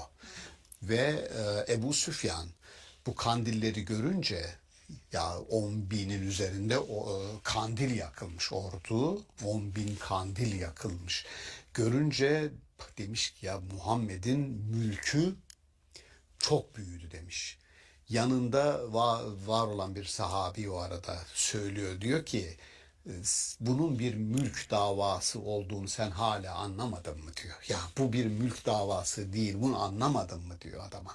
Dolayısıyla peygamberin vefat ettiğinde ne bıraktığını biz biliyoruz ya. Dolayısıyla Maddi bir kaygısı. dolayısıyla işte önce fakirdi sonra zenginleşti değil. Bu fakirlik ilme, irfana fakirliktir. Ona muhtaç olmadır ve vahiyden sonra da bu ihtiyacı ortadan kalkıyor. Çünkü kendisine yol yordan gösteriliyor. Bunu niye anlattık diyor. Şimdi burada çok güzel bir ders geliyor. Şimdi bu hikayeler anlattıktan sonra İngilizce, Türkçe, Arapça hikayeler altta moral diye bir şey açılır. Buradan çıkarılacak ders yani. Şimdi burada çıkarılacak derse geldik diyor. Feemmel yetime felâ takar. Madem ki biz seni yetim olarak bulduk ve kendimizi aldık, sığınacak bir yer buldun. Yetime gelince diyor sakın onu öteleme, sakın onu küçümseme, sakın onu itme, kalkma. Niye? Çünkü biz seni yetim olarak bulduk, böyle yaptık. O zaman buradan çıkarılacak ders budur. Bir başkası ve emmesa ile fela tenhar. Birisi senden bir şey isterse, elinden geliyorsa sakın onu reddetme. Değil mi? Ve emma bi nimet rabbike fehaddis. Rabbinin hem sana andığımız, verdiği nimetler hem de anmadığımız nimetlerin her birinin nimetlerin fehaddis bir olaya dönüşmesini, bir hadiseyi meydana getirmesini, bir eyleme dönüşmesini, hayata dokunmasını sağla. Yani fehaddis anlat demek. Hadese konuşmak ama aynı zamanda hadisedir, olaydır. Bir sadece söz çünkü neydi? Yukarıda yetim var. Yetime bakalım, edelim, koruyalım demek değil. Koruyacak mekanizmaları çalıştırın. İşte isteyen insana reddetmeyelim, verelim. Onların ihtiyaçlarını karşılayacak mekanizmayı kurun. Yani olay demek, sadece söz değil.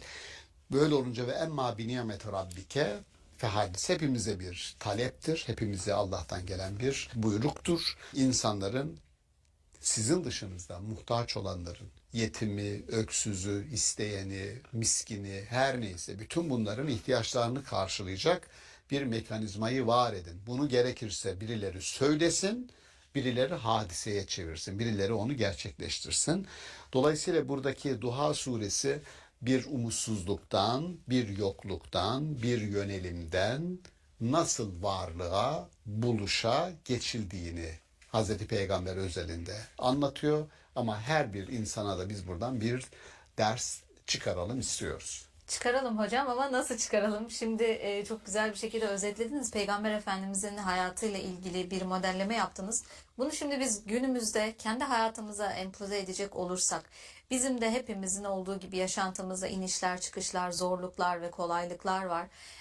Bu durumlarda umutsuzluğa kapıldığımız durumlarda işte ne bileyim insanın kendini çok günahkar hissettiği, Allah'tan uzaklaştı ve affedilmeyeceğini düşündüğü zamanlarda Rabbin sana darılmadı, sana küsmedi, hala tövbe edecek gücün var, hala Allah'a dönebilirsin düşüncesiyle umut var, bir tarafı var bunun. Aynı zamanda da Allah'ın bizden istediği şeyler var.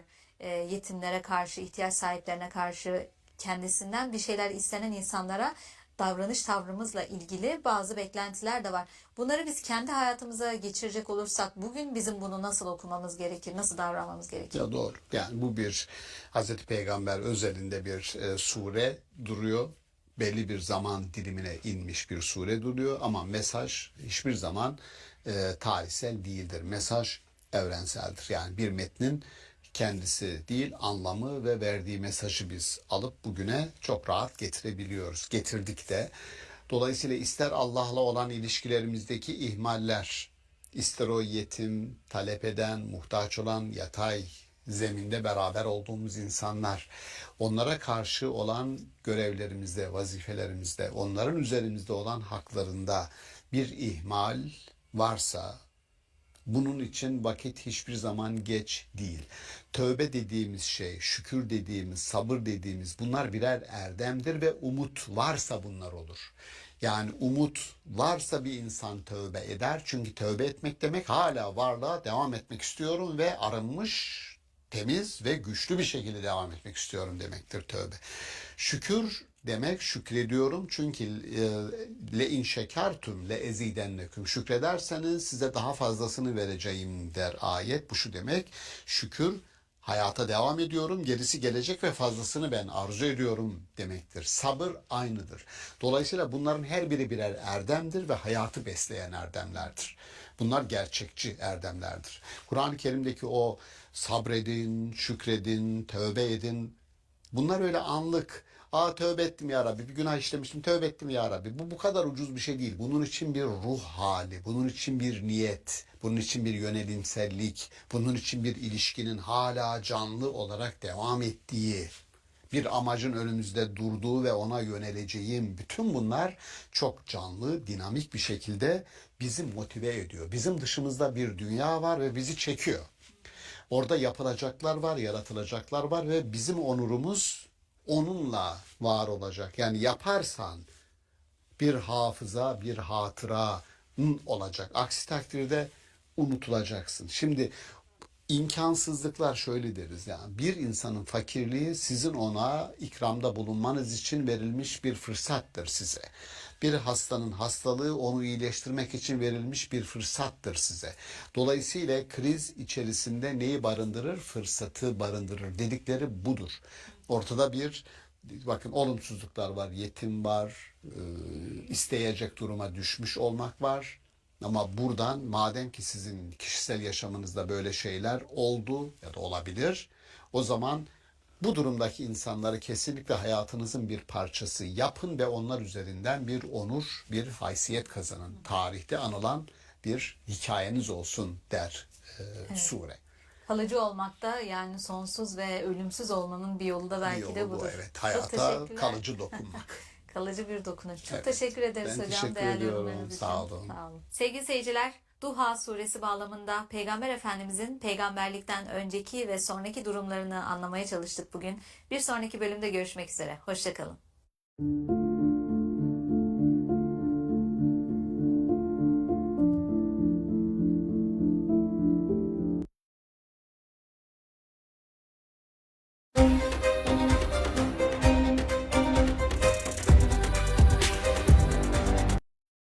Bir küçücük gayet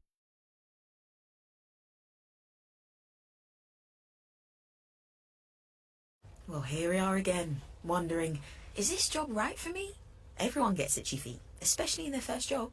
But you could try LinkedIn Job Collections. They've got loads of roles tailored to your interests, like career progression. If you're looking for a new role, LinkedIn knows how. kederin içinde sevinç var. Siz salonda sevinirken unutmayın yatak odanızda. Kederin içinde sevinç var. Siz salonda sevinirken unutmayın yatak odanızda keder sizi bekliyor diyor. Şimdi keder ve sevinç iç içe, yan yana, ritmik bir şekilde gidiyor. Kendimize yönelttiğimiz ve bizi kendi kendimizi suçlayan, işte dediğim benden adam olmaz.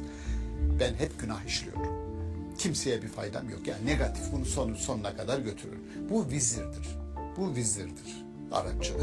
Hazreti Peygamber'e söylenen her bir sözün, onu teselli eden, onu rehabilite eden her bir sözün yahut onu bulan, onun başına gelebilen her bir darlığın ve zorluğun her yaşayan insanın, mümin ya da değil fark etmiyor, bir insan prototipi olarak düşünün, model, herkesin başına gelebilir.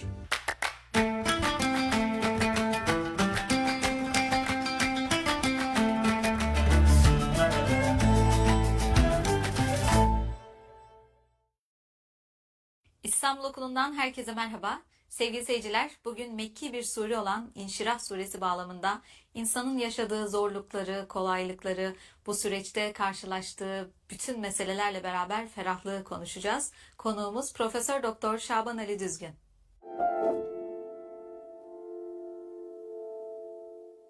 Merhaba hocam. Merhaba. Hocam bugün çok güzel bir sureyi ele almak istiyoruz. İnşirah suresini. Mekki bir sure, yani Mekke'de inen surelerden biri. Bunu ele almak istiyoruz. Bu bağlamda da değerlendirmek istiyoruz. Neden Medine'de değil Mekke'de ve bu bizim için ne ifade ediyor? Bu sureye göre aslında Peygamberimizin yaşadığı zorluklardan sonra eriştiği kolaylık, ferahlık konu edilmiş oluyor. Bu bizim için ne ifade ediyor? Kendi hayatımızdaki zorluklardan sonra erişebileceğimiz bir kolaylık için bir umut vaat ediyor mu? Ne dersiniz? Bir modelleme mi? Değil mi? Evet. Evet, teşekkür ederim. Güzel bir soru. Mekki bir sure. Mekke'deki zorlukların kendine has bir karakteri var. Çünkü Peygamber, Hazreti Peygamber Medine'de kalabalıkların içerisinde. Mekke'de yalnız, tekil ve iyi bir motivasyona gerçekten ihtiyacı var. Çünkü peygamberlerin daha önceki Beled suresinde de yorumlarken söylemiştik ve ente hillun ifadesi burada açık hedefsin dediği, herkese helalsin dediği bir durumu var Hazreti Peygamber'in. Dolayısıyla açık hedef, küçüğünden büyüğüne herkes sahipsiz gördüğü için ona ya sözel olarak ya fiili olarak mutlaka bir şiddet uygulama eğiliminde. Böyle bir durumda doğal olarak o zorluklar, o darlıklar onu geriyor. Yapacağı işe ilişkin umudunu, yani nihayete erdirebilecek miyim? bu mesajı başarabilecek miyim sorusu konusunda da sıkıntıları olabiliyor. Doğal olarak her görev insanının başına gelebilecek bir sorgulama bu. Bu Hazreti Peygamber özelinde bunu diyoruz ama Hazreti Peygamber'e söylenen her bir sözün, onu teselli eden, onu rehabilite eden her bir sözün yahut onu bulan, onun başına gelebilen her bir darlığın ve zorluğun her yaşayan insanın, mümin ya da değil fark etmiyor, bir insan prototipi olarak düşünün, model, herkesin başına gelebilir. O durumda inşirah kelimesi bu tür darlıklar ve zorluklardan sonra bir ferahlamanın, bir genişlemenin olduğunu, olabileceğini, bunun umut edilmesinin ve o umudun gerçekleşmesi için kararlı olunmasının ve bu kararlılığın nihayete ermesi için işte o kararlılık, azim Türkçe'de de kullanıyoruz.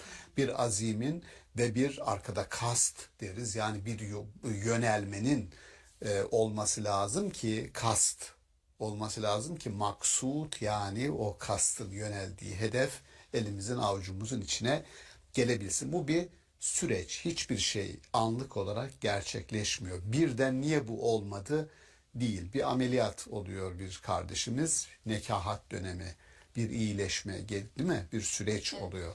Hastalıklar da bir süreçte insanın vücuduna nüfuz ediyor. İyileşme de öyle. Dolayısıyla belki başta şunu inşirah dediğimiz olay öyle birden hemen anlık olarak gerçekleşmeye bilir.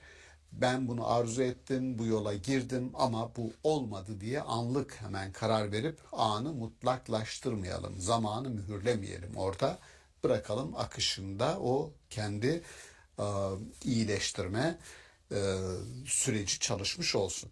Ayet-i kerimelerde elem neşrah leke sadrak. Sadır kelimesi Kur'an-ı Kerim'in anahtar terimlerinden birisi, insanın iç dünyasına ilişkin anahtar kelimedir. Dışa dönük değil. İç dünyamızda kendimize ilişkin bir düşüncemiz olur mesela. Nedir? Birisi şöyle diyebilir. Yahu ben hiç başarılı bir insan değilim. Ben hiç de bir şeyi başaracak bir potansiyelim yok. Ne o eğitimi aldım, ne öyle bir aileye doğdum, ne ortamım buna müsaade etti falan filan. Bu sadırdır. Kendi başkasına söylemediğimiz, kendi düşüncemizle içimize akıttığımız ne varsa sadırda toplanır. İçsel bir muhakeme yani. İçsel bir muhakeme ama biz orayı kendimiz dolduruyoruz. İyi ya da kötü her şeyle biz dolduruyoruz. Düşüncelerimiz oraya akıyor.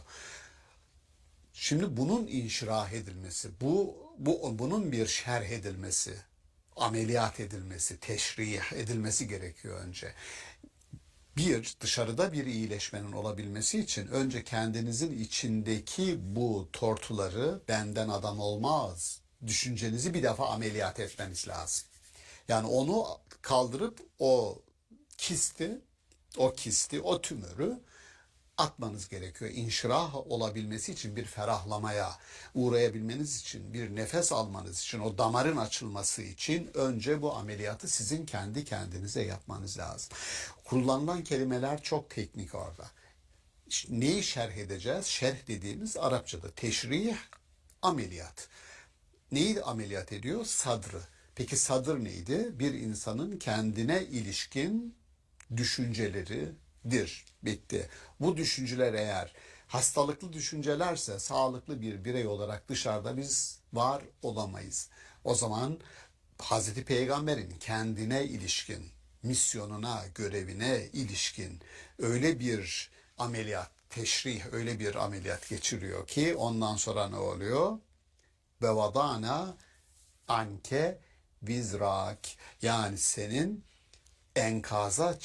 seni enkaza çeviren ne varsa ondan sonra kaldırıp attık onları diyor. Onlar kalktı gitti ve rahatladı.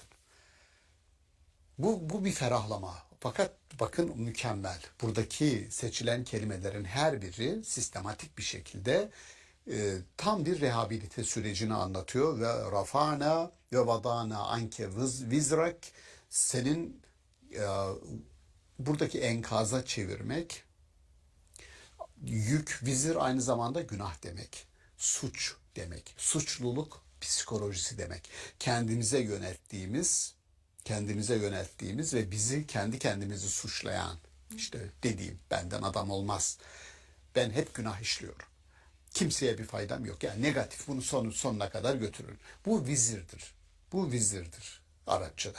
Bunu biz senden kaldıracağız. Bunu kaldırdıktan sonra işte bütün bunlar seni enkaza çeviriyordu. O enkazdan seni kurtaracağız. İçinden bunları alacağız. Ondan sonra ellezi engaba zahrak. Zahır omurga. Sırt, omurganı enkaza çeviren bu tür duyguları, vizirleri bir şerh edeceğiz, ameliyat edeceğiz, operasyonla onları çekip çıkaracağız, atacağız. Ama bunu insanın kendisi aslında biz yapacağız derken Kur'an-ı Kerim bunu, madem ki ruhundan bana üfledi insana, o zaman ilahi ruh benim içinde bir ilah gibi operasyon yapacak ve diyecek ki insan olan kendine bunu yapmaz. Ve kendini enkaza çevirmez. Bu Hazreti Peygamber özelinde demek ki bu tür peygamberimizin bir düşüncesi, bir duygu dünyası vardı ki ondan kurtarılması gerekiyor. Ki bir aktive olsun ve dış dünyaya çıkıp özgüvenle tebliğini yapabilsin. Hocam burada şimdi dediğiniz gibi çok önemli kavramlar var. Enkaz diyorsunuz. Yani bir enkaz olabilmesi için öncesinde bir yapının olması gerekiyor ve bu yapı yıkıldıktan sonra artık kaldırılamayacak bir yük olan, ağır bir yük olan enkaza dönüşüyor ve daha sonra yeniden inşa için ise önce o enkazdan kurtulmak gerekiyor.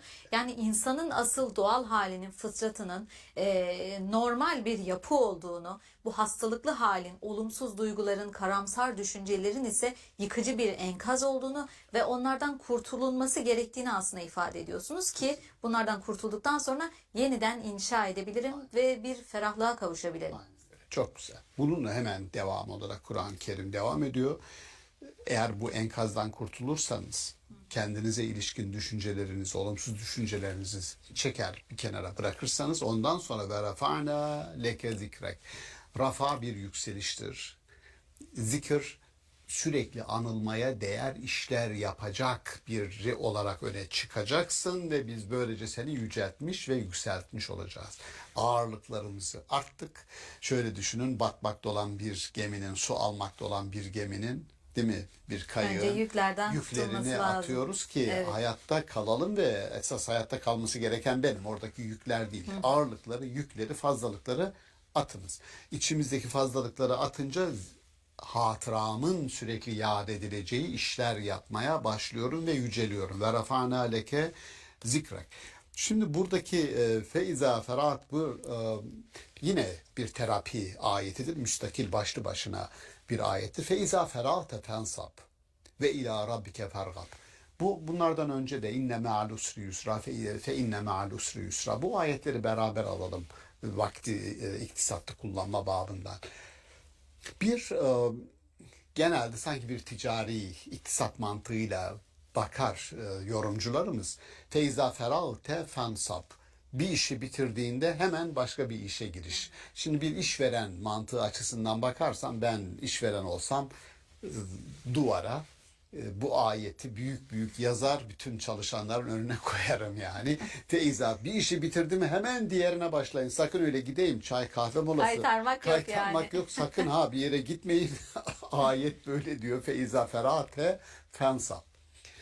Evet, yani meşguliyet, çalışma bir anlamda iyidir. Yani meşguliyet psikolojik olarak da iyi gelir. Hiç işi olmayan adamların zamanı geçmez, biliyoruz. O anlamda bir şey demiyorum. O bir yorumdur. Ama bu ayetlerin bağlamını dikkate aldığımızda daha esaslı bir şey var. Fensab kelimesi iki yoruma da müsait, işin ilginç tarafı. Kökü nasip, ticari bir karşılığı var. Yani mesela kadınların kendi kazançlarından nasipleri, erkeklerin kendi kazançlarından nasipleri vardır diye ayette geçiyor. Nasip, ticari bir kelime, nasipleri var, payları var.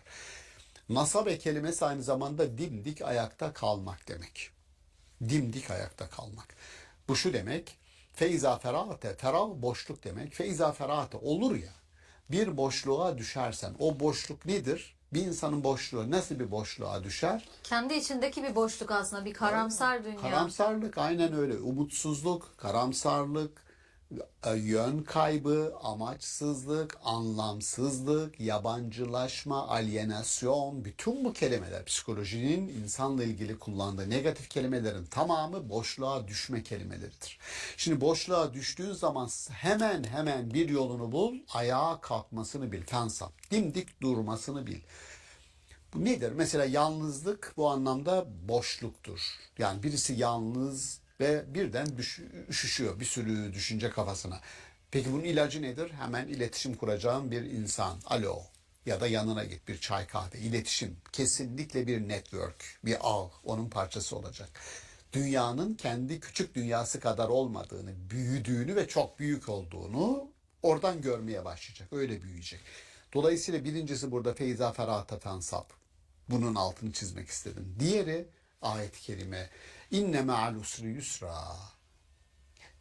Bu me'a kelimesi, birlikte kelimesinin altını çizelim. Kolaylık zorlukla birliktedir. Zorluk da kolaylıkla birliktedir. Aslında bu onu da söyler. Şöyle değil. Yani kolaylık zorluktan sonra gelir. Hayır, onun içinde. Yani zamansal bir ardalık yok. Peş Ardışıklık peşe yok. gelen bir şey Aynen. değil. Peş peşe gelen bir şey değil. Yani sizin karşınıza bir zorluk, olumsuzluk çıktıysa biliniz ki onun içindedir kolaylık. Yeter ki onu ortaya çıkarın. Yani bir altın ya da bir maden toprağın içinde karışık onunladır. Yoksa orada sizi beklemiyor. Yalıtılmış, tertemiz, ayrılmış orada duruyor. Gideyim şu madeni alayım oradan. Öyle değil. Bir şeyin içinde bir işlemden geçmesi gerekiyor. Bir gayretin gösterilmesi gerekiyor ki o oradan çıkıversin. Dolayısıyla ayeti inne me'al usri yusra fe inne me'al usri yusra. Tekrar teyit ediyor. Bunlar belki daha önce almış olabiliriz Halil Cibran'ın sözünü keder ve sevinç bağlamında. Yani kederin içinde sevinç var. Siz salonda sevinirken unutmayın yatak odanızda keder sizi bekliyor diyor. Şimdi keder ve sevinç iç içe, yan yana, ritmik bir şekilde gidiyor. Buradaki kolaylık ve zorluk, çünkü biz biliyoruz ki hayatımızda çok ferah, refah, çok iyi anlarımız var. Arzu ettiğimiz bir şeyi elde ettik, varsayalım, arzu ediyorduk ve onu elde ettik. Bu bizde bir rahat ve keyif yaratır, doğru mu? Ama diyor ki ayet-i kerime ya kolaylığın içinde de zorluk var, zorluğun içinde de kolaylık var. Hiçbir şey ebedi olarak sizin elinizin altında, kontrolünüzde değil. Ebediyen. Çünkü geçici olan bir dünyadaki her şey geçicidir. Dünyanın kendisi böyle. Dünyanın kendisi geçici ve geçici olanın bütün unsurları, bütün parçaları geçici. Buna rahatsızlığımız da geçicidir dahil. Mutluluğumuz da geçicidir daim. Anlık olarak onu yaşamanın, onu anlık olarak yaşarız. Ve sonra geçer. Geçer. Carpe diem, yani anı yaşa. Kesinlikle müthiş bir felsefe. Carpe diem. Tasavvufta buna vaktin çocuğu derler. İçinde bulunduğun anın çocuğu ol. İbnül Vakt. Carpe diem. Bak anı yaşa ama gerisi gelir. Memento mori, ölümü de hatırla. Anlıyorsunuz ki yaşam ciddi bir gerçek, hakikat önümüzde. Ama biliyoruz ki içinde, yaşamın içerisinde onun tam karşıtı var. Ölüm var. Dolayısıyla hayatı bakın düzenliyorsunuz. Bu şey değil. Yani bu sure unutmamak lazım. Surenin varlık sebebi pozitif psikoloji gibi bakalım. İnsanı iyileştirme, büyütme,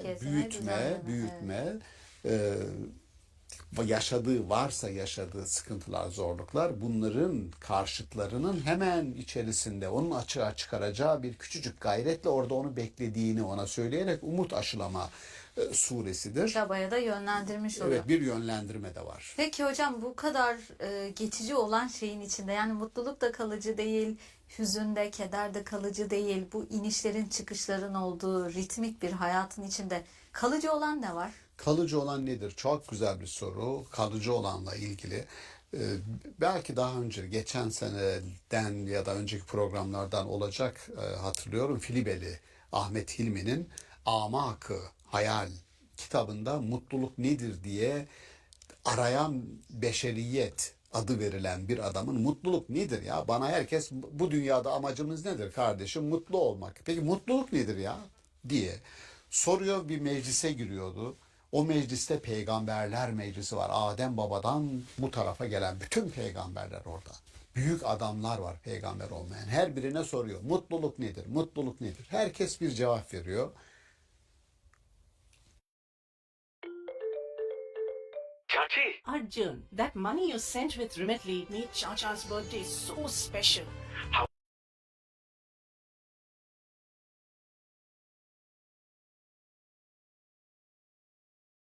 Kederin içinde sevinç var. Siz salonda sevinirken unutmayın yatak odanızda keder sizi bekliyor diyor. Şimdi keder ve sevinç iç içe, yan yana, ritmik bir şekilde gidiyor. Kendimize yönelttiğimiz ve bizi kendi kendimizi suçlayan, işte dediğim benden adam olmaz. Ben hep günah işliyorum. Kimseye bir faydam yok. Yani negatif bunu sonuna kadar götürür. Bu vizirdir. Bu vizirdir Arapçada. Hazreti Peygamber'e söylenen her bir sözün, onu teselli eden, onu rehabilite eden her bir sözün yahut onu bulan, onun başına gelebilen her bir darlığın ve zorluğun her yaşayan insanın, mümin ya da değil fark etmiyor, bir insan prototipi olarak düşünün, model, herkesin başına gelebilir.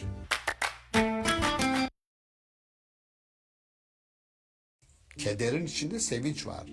Siz salonda sevinirken unutmayın yatak odanızda keder sizi bekliyor diyor. Şimdi keder ve sevinç iç içe, yan yana, ritmik bir şekilde gidiyor. Kendimize yönelttiğimiz ve bizi kendi kendimizi suçlayan, işte dediğim benden adam olmaz. Ben hep günah işliyorum. Kimseye bir faydam yok. Yani negatif bunu sonuna kadar götürür. Bu vizirdir. Bu vizirdir Arapçada. Hazreti Peygamber'e söylenen her bir sözün, onu teselli eden, onu rehabilite eden her bir sözün yahut onu bulan, onun başına gelebilen her bir darlığın ve zorluğun her yaşayan insanın, mümin ya da değil fark etmiyor, bir insan prototipi olarak düşünün, model, herkesin başına gelebilir.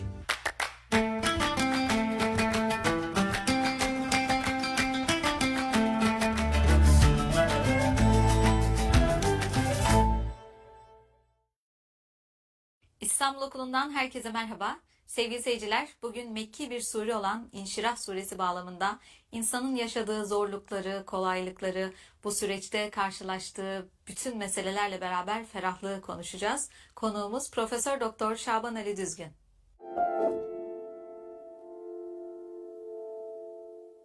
Merhaba hocam. Merhaba.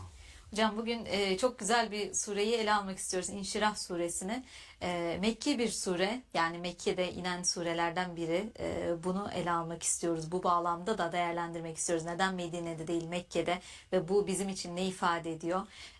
Bu sureye göre aslında Peygamberimizin yaşadığı zorluklardan sonra eriştiği kolaylık, ferahlık konu edilmiş oluyor. Bu bizim için ne ifade ediyor? Kendi hayatımızdaki zorluklardan sonra erişebileceğimiz bir kolaylık için bir umut vaat ediyor mu? Ne dersiniz? Bir modelleme mi? Değil mi? Evet. Evet, teşekkür ederim. Güzel bir soru. Mekki bir sure, Mekke'deki zorlukların kendine has bir karakteri var. Çünkü Hazreti Peygamber Medine'de kalabalıkların içerisinde. Mekke'de yalnız, tekil ve iyi bir motivasyona gerçekten ihtiyacı var. Çünkü peygamberlerin daha önceki Beled suresinde de yorumlarken söylemiştik ve ente hillun ifadesi burada açık hedefsin dediği, herkese helalsin dediği bir durumu var Hazreti Peygamber'in. Dolayısıyla açık hedef, küçüğünden büyüğüne herkes sahipsiz gördüğü için ona ya sözel olarak ya fiili olarak mutlaka bir şiddet uygulama eğiliminde. Böyle bir durumda doğal olarak o zorluklar, o darlıklar onu geriyor. Yapacağı işe ilişkin umudunu, yani nihayete erdirebilecek miyim? Bu mesajı başarabilecek miyim? Sorusu konusunda da sıkıntıları olabiliyor. Doğal olarak her görev insanının başına gelebilecek bir sorgulama bu. Bu Hazreti Peygamber özelinde bunu diyoruz ama Hazreti Peygamber'e söylenen her bir sözün, onu teselli eden, onu rehabilite eden her bir sözün yahut onu bulan, onun başına gelebilen her bir darlığın ve zorluğun her yaşayan insanın, mümin ya da değil fark etmiyor, bir insan prototipi olarak düşünün, model, herkesin başına gelebilir. O durumda inşirah kelimesi bu tür darlıklar ve zorluklardan sonra bir ferahlamanın, bir genişlemenin olduğunu, olabileceğini, bunun umut edilmesinin ve o umudun gerçekleşmesi için kararlı olunmasının ve bu kararlılığın nihayete ermesi için işte o kararlılık, azim Türkçe'de de kullanıyoruz. Bir azimin ve bir arkada kast deriz. Yani bir yönelmenin olması lazım ki kast olması lazım ki maksut, yani o kastın yöneldiği hedef elimizin avucumuzun içine gelebilsin. Bu bir süreç. Hiçbir şey anlık olarak gerçekleşmiyor. Birden niye bu olmadı değil. Bir ameliyat oluyor bir kardeşimiz. Nekahat dönemi, bir iyileşme, değil mi? Bir süreç oluyor. Hastalıklar da bir süreçte insanın vücuduna nüfuz ediyor. İyileşme de öyle. Dolayısıyla belki başta şunu inşirah dediğimiz olay öyle birden hemen anlık olarak gerçekleşmeye bilir. Ben bunu arzu ettim, bu yola girdim ama bu olmadı diye anlık hemen karar verip anı mutlaklaştırmayalım. Zamanı mühürlemeyelim orada. Bırakalım akışında o kendi iyileştirme süreci çalışmış olsun. Ayet-i kerimelerde elem neşrah leke sadrak. Sadır kelimesi Kur'an-ı Kerim'in anahtar terimlerinden birisi, insanın iç dünyasına ilişkin anahtar kelimedir. Dışa dönük değil. İç dünyamızda kendimize ilişkin bir düşüncemiz olur mesela. Nedir? Birisi şöyle diyebilir. Yahu ben hiç başarılı bir insan değilim. Ben hiç de bir şeyi başaracak bir potansiyelim yok. Ne o eğitimi aldım, ne öyle bir aileye doğdum, ne ortamım buna müsaade etti falan filan. Bu sadırdır. Kendi başkasına söylemediğimiz, kendi düşüncemizle içimize akıttığımız ne varsa sadırda toplanır. İçsel bir muhakeme yani. İçsel bir muhakeme ama biz orayı kendimiz dolduruyoruz. İyi ya da kötü her şeyle biz dolduruyoruz. Düşüncelerimiz oraya akıyor. Şimdi bunun inşirah edilmesi, bunun bir şerh edilmesi, ameliyat edilmesi, teşrih edilmesi gerekiyor önce. Dışarıda bir iyileşmenin olabilmesi için önce kendinizin içindeki bu tortuları, benden adam olmaz düşüncenizi bir defa ameliyat etmeniz lazım. Yani onu kaldırıp o tümörü atmanız gerekiyor. İnşirah olabilmesi için, bir ferahlamaya uğrayabilmeniz için, bir nefes almanız için, o damarın açılması için önce bu ameliyatı sizin kendi kendinize yapmanız lazım. Kullanılan kelimeler çok teknik orada. Neyi şerh edeceğiz? Şerh dediğimiz Arapçada teşrih, ameliyat. Neyi ameliyat ediyor? Sadrı. Peki sadır neydi? Bir insanın kendine ilişkin düşünceleridir. Bitti. Bu düşünceler eğer hastalıklı düşüncelerse sağlıklı bir birey olarak dışarıda biz var olamayız. O zaman Hazreti Peygamber'in kendine ilişkin, misyonuna, görevine ilişkin öyle bir ameliyat, teşrih, öyle bir ameliyat geçiriyor ki ondan sonra ne oluyor? Ve vadana anke vizrak, yani seni enkaza çeviren ne varsa ondan sonra kaldırıp attık onları diyor. Onlar kalktı gitti ve rahatladın.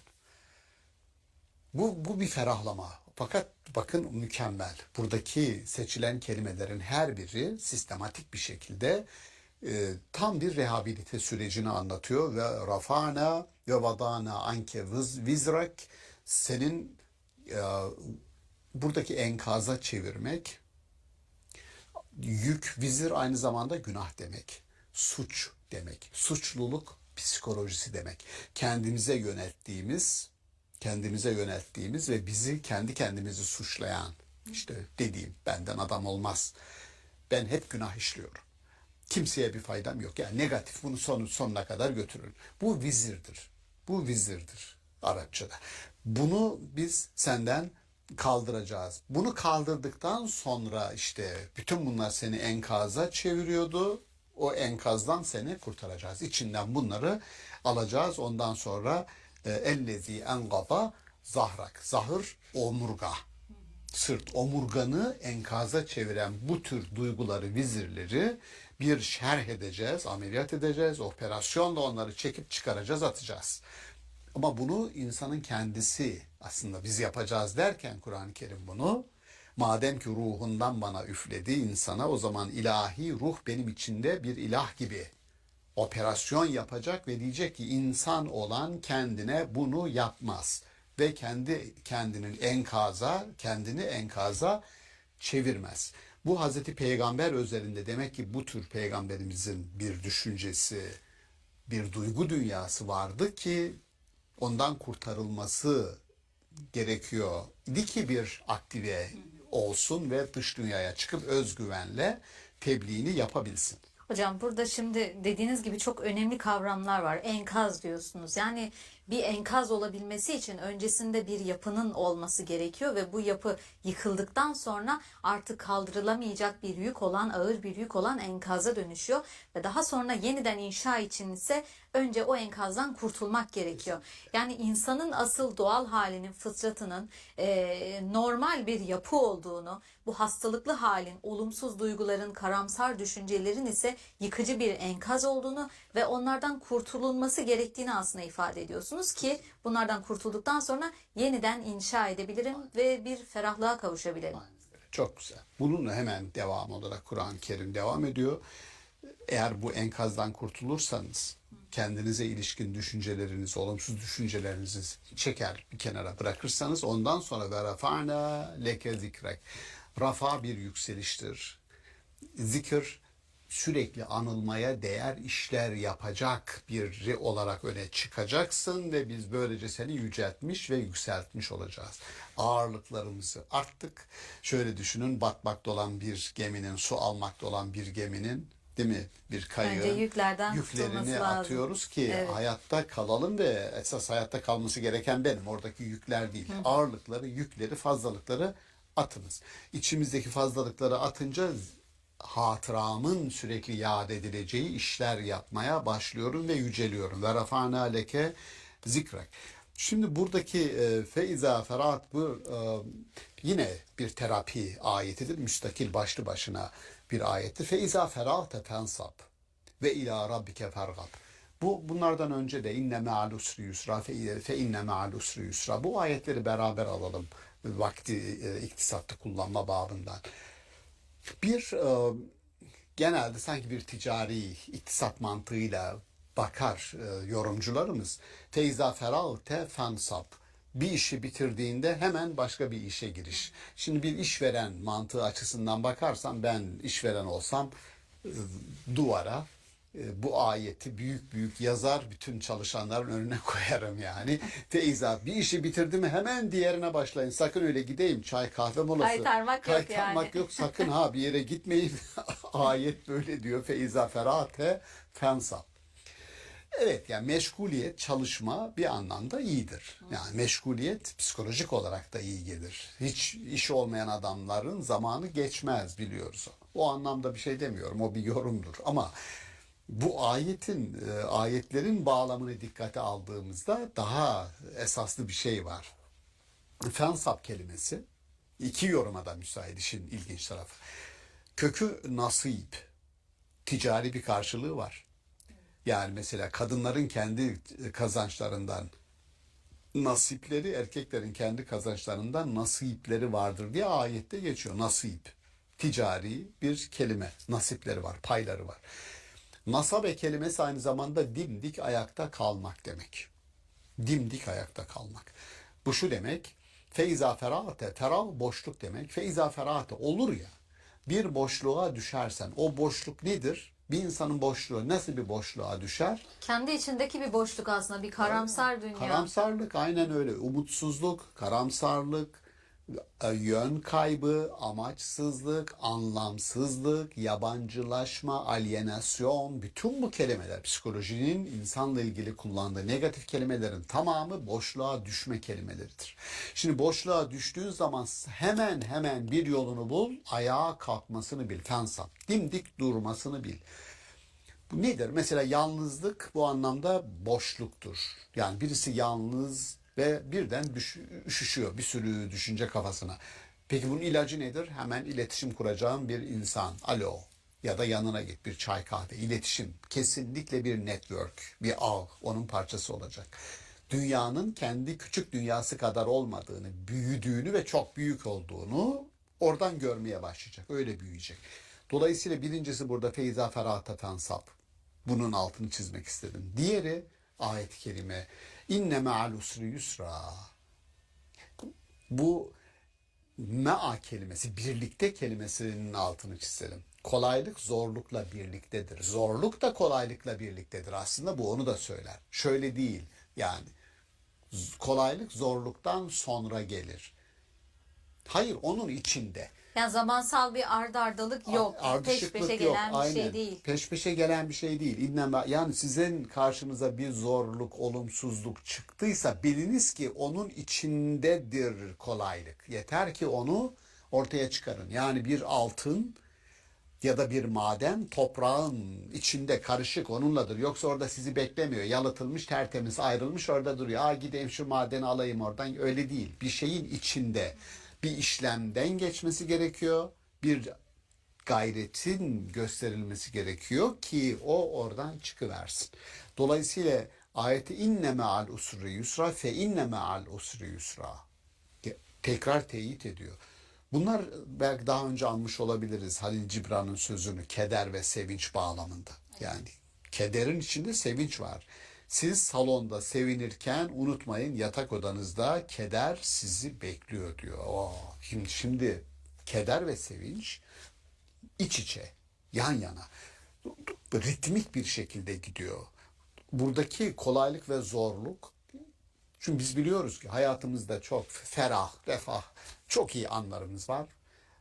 Arzu ettiğimiz bir şeyi elde ettik, varsayalım, arzu ediyorduk ve onu elde ettik. Bu bizde bir geçici ve geçici olanın bütün unsurları, bütün parçaları geçici. Buna rahatsızlığımız da geçicidir dahil. Mutluluğumuz da geçicidir daim. Anlık olarak onu anlık olarak yaşarız. Ve sonra geçer. Geçer. Carpe diem, yani anı yaşa. Kesinlikle müthiş bir felsefe. Carpe diem. Tasavvufta buna vaktin çocuğu derler. İçinde bulunduğun anın çocuğu ol. İbnül Vakt. Carpe diem. Bak anı yaşa ama gerisi gelir. Memento mori, ölümü de hatırla. Anlıyorsunuz ki yaşam ciddi bir gerçek, hakikat önümüzde. Ama biliyoruz ki içinde, yaşamın içerisinde onun tam karşıtı var. Ölüm var. Dolayısıyla hayatı bakın düzenliyorsunuz. Bu şey değil. Yani bu sure unutmamak lazım. Surenin varlık sebebi pozitif psikoloji gibi bakalım. İnsanı iyileştirme, büyütme, yaşadığı sıkıntılar, zorluklar, bunların karşıtlarının hemen içerisinde onun açığa çıkaracağı bir küçücük gayretle orada onu beklediğini ona söyleyerek umut aşılama suresidir. Çabaya da yönlendirmiş oluyor. Evet, bir yönlendirme de var. Peki hocam bu kadar geçici olan şeyin içinde yani mutluluk da kalıcı değil, hüzün de, keder de kalıcı değil. Bu inişlerin çıkışların olduğu ritmik bir hayatın içinde kalıcı olan ne var? Kalıcı olan nedir? Çok güzel bir soru. Kalıcı olanla ilgili.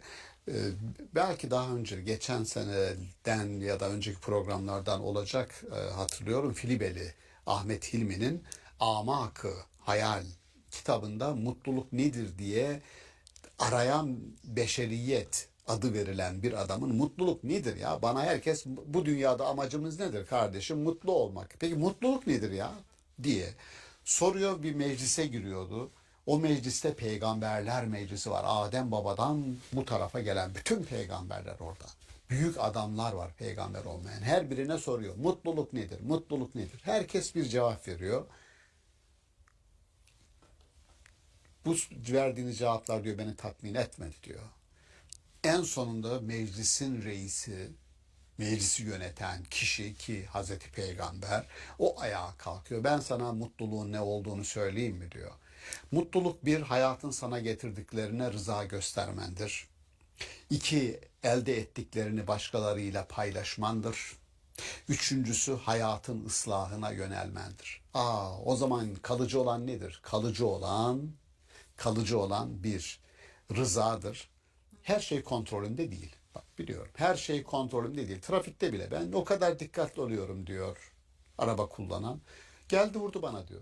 Adı bu, trafik. Dolayısıyla yapacak bir şey yok. Bilmemiz gereken, hayatta biz tek faktör maalesef değiliz. Dolayısıyla çok isyankar olup öyle patlamalara gerek yok. Söylediği bu. İkincisi, elinde var olanı paylaşmak.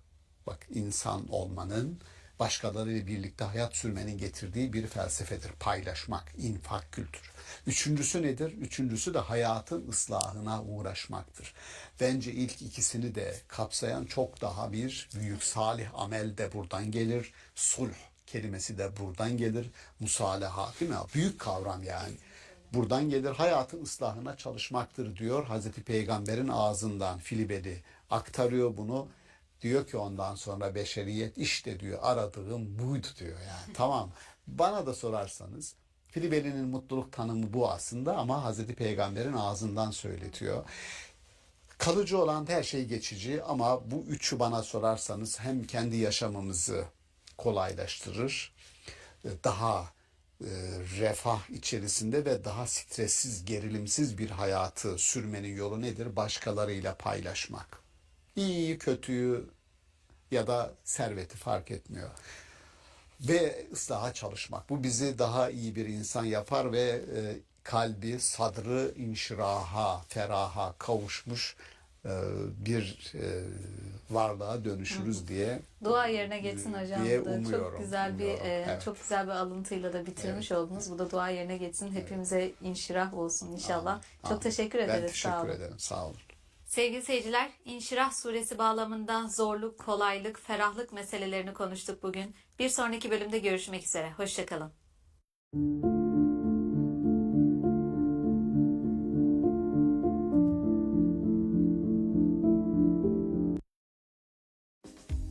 Report My Loss helps you quickly and easily report a lost item. It's connected to UK police systems to ensure a maximum chance of getting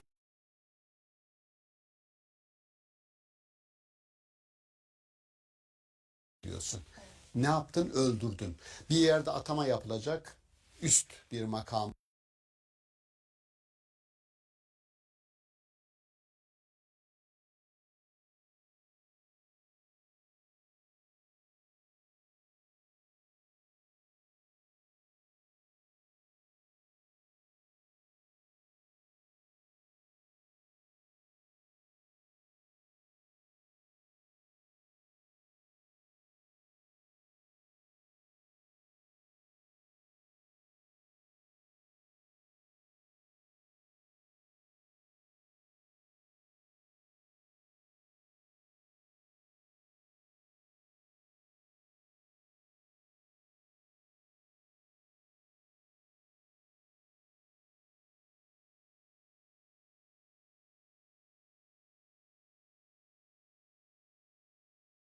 veriyorsunuz. Sorun neydi?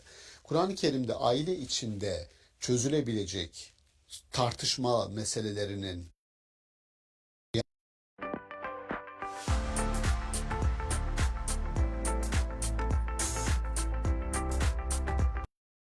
yani bir kişinin kendisine karşı işlenen suçun cezasını bizzat kendisinin vermesi dinen de hukuken de yasaktır. Böyle bir şey yok. Ama biz sanki böyle bir yetki verdi gelenek erkeğe.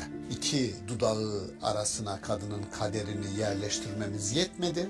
Kızımızı, kız kardeşimizi verdik ve onun kaderi adamın keyfine kalmış yani. Burada olmayan nedir bu süreç içerisinde? Bakın şu süreç içerisinde eşlik etmemesi gereken tek bir hareket, tek bir eylem var.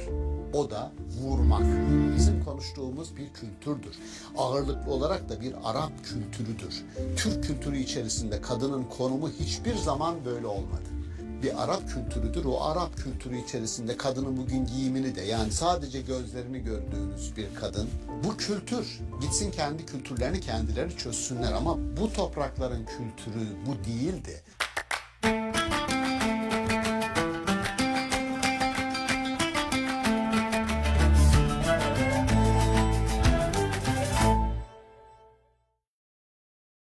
İstanbul Okulu'ndan herkese merhaba. Sevgili seyirciler, bugün Nisa suresi 34. ayet bağlamında kadın ve yetkilendirilmiş şiddet hakkında konuşacağız. Konuğumuz Profesör Doktor Şaban Ali Düzgün.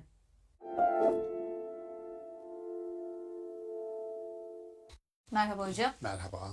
Hocam bugün Nisa suresinde geçen, Arapçada darp kelimesi olarak geçen ama bizlere vurma olarak yorumlanan, böyle bildiğimiz, duyduğumuz bir kavram üzerinden konuşmak istiyoruz. Yani kadınlar için de çokça tartışma konusu olan bir mesele bu. Biz bu kavramı doğru mu anlıyoruz, doğru mu yorumlanıyor bizler için?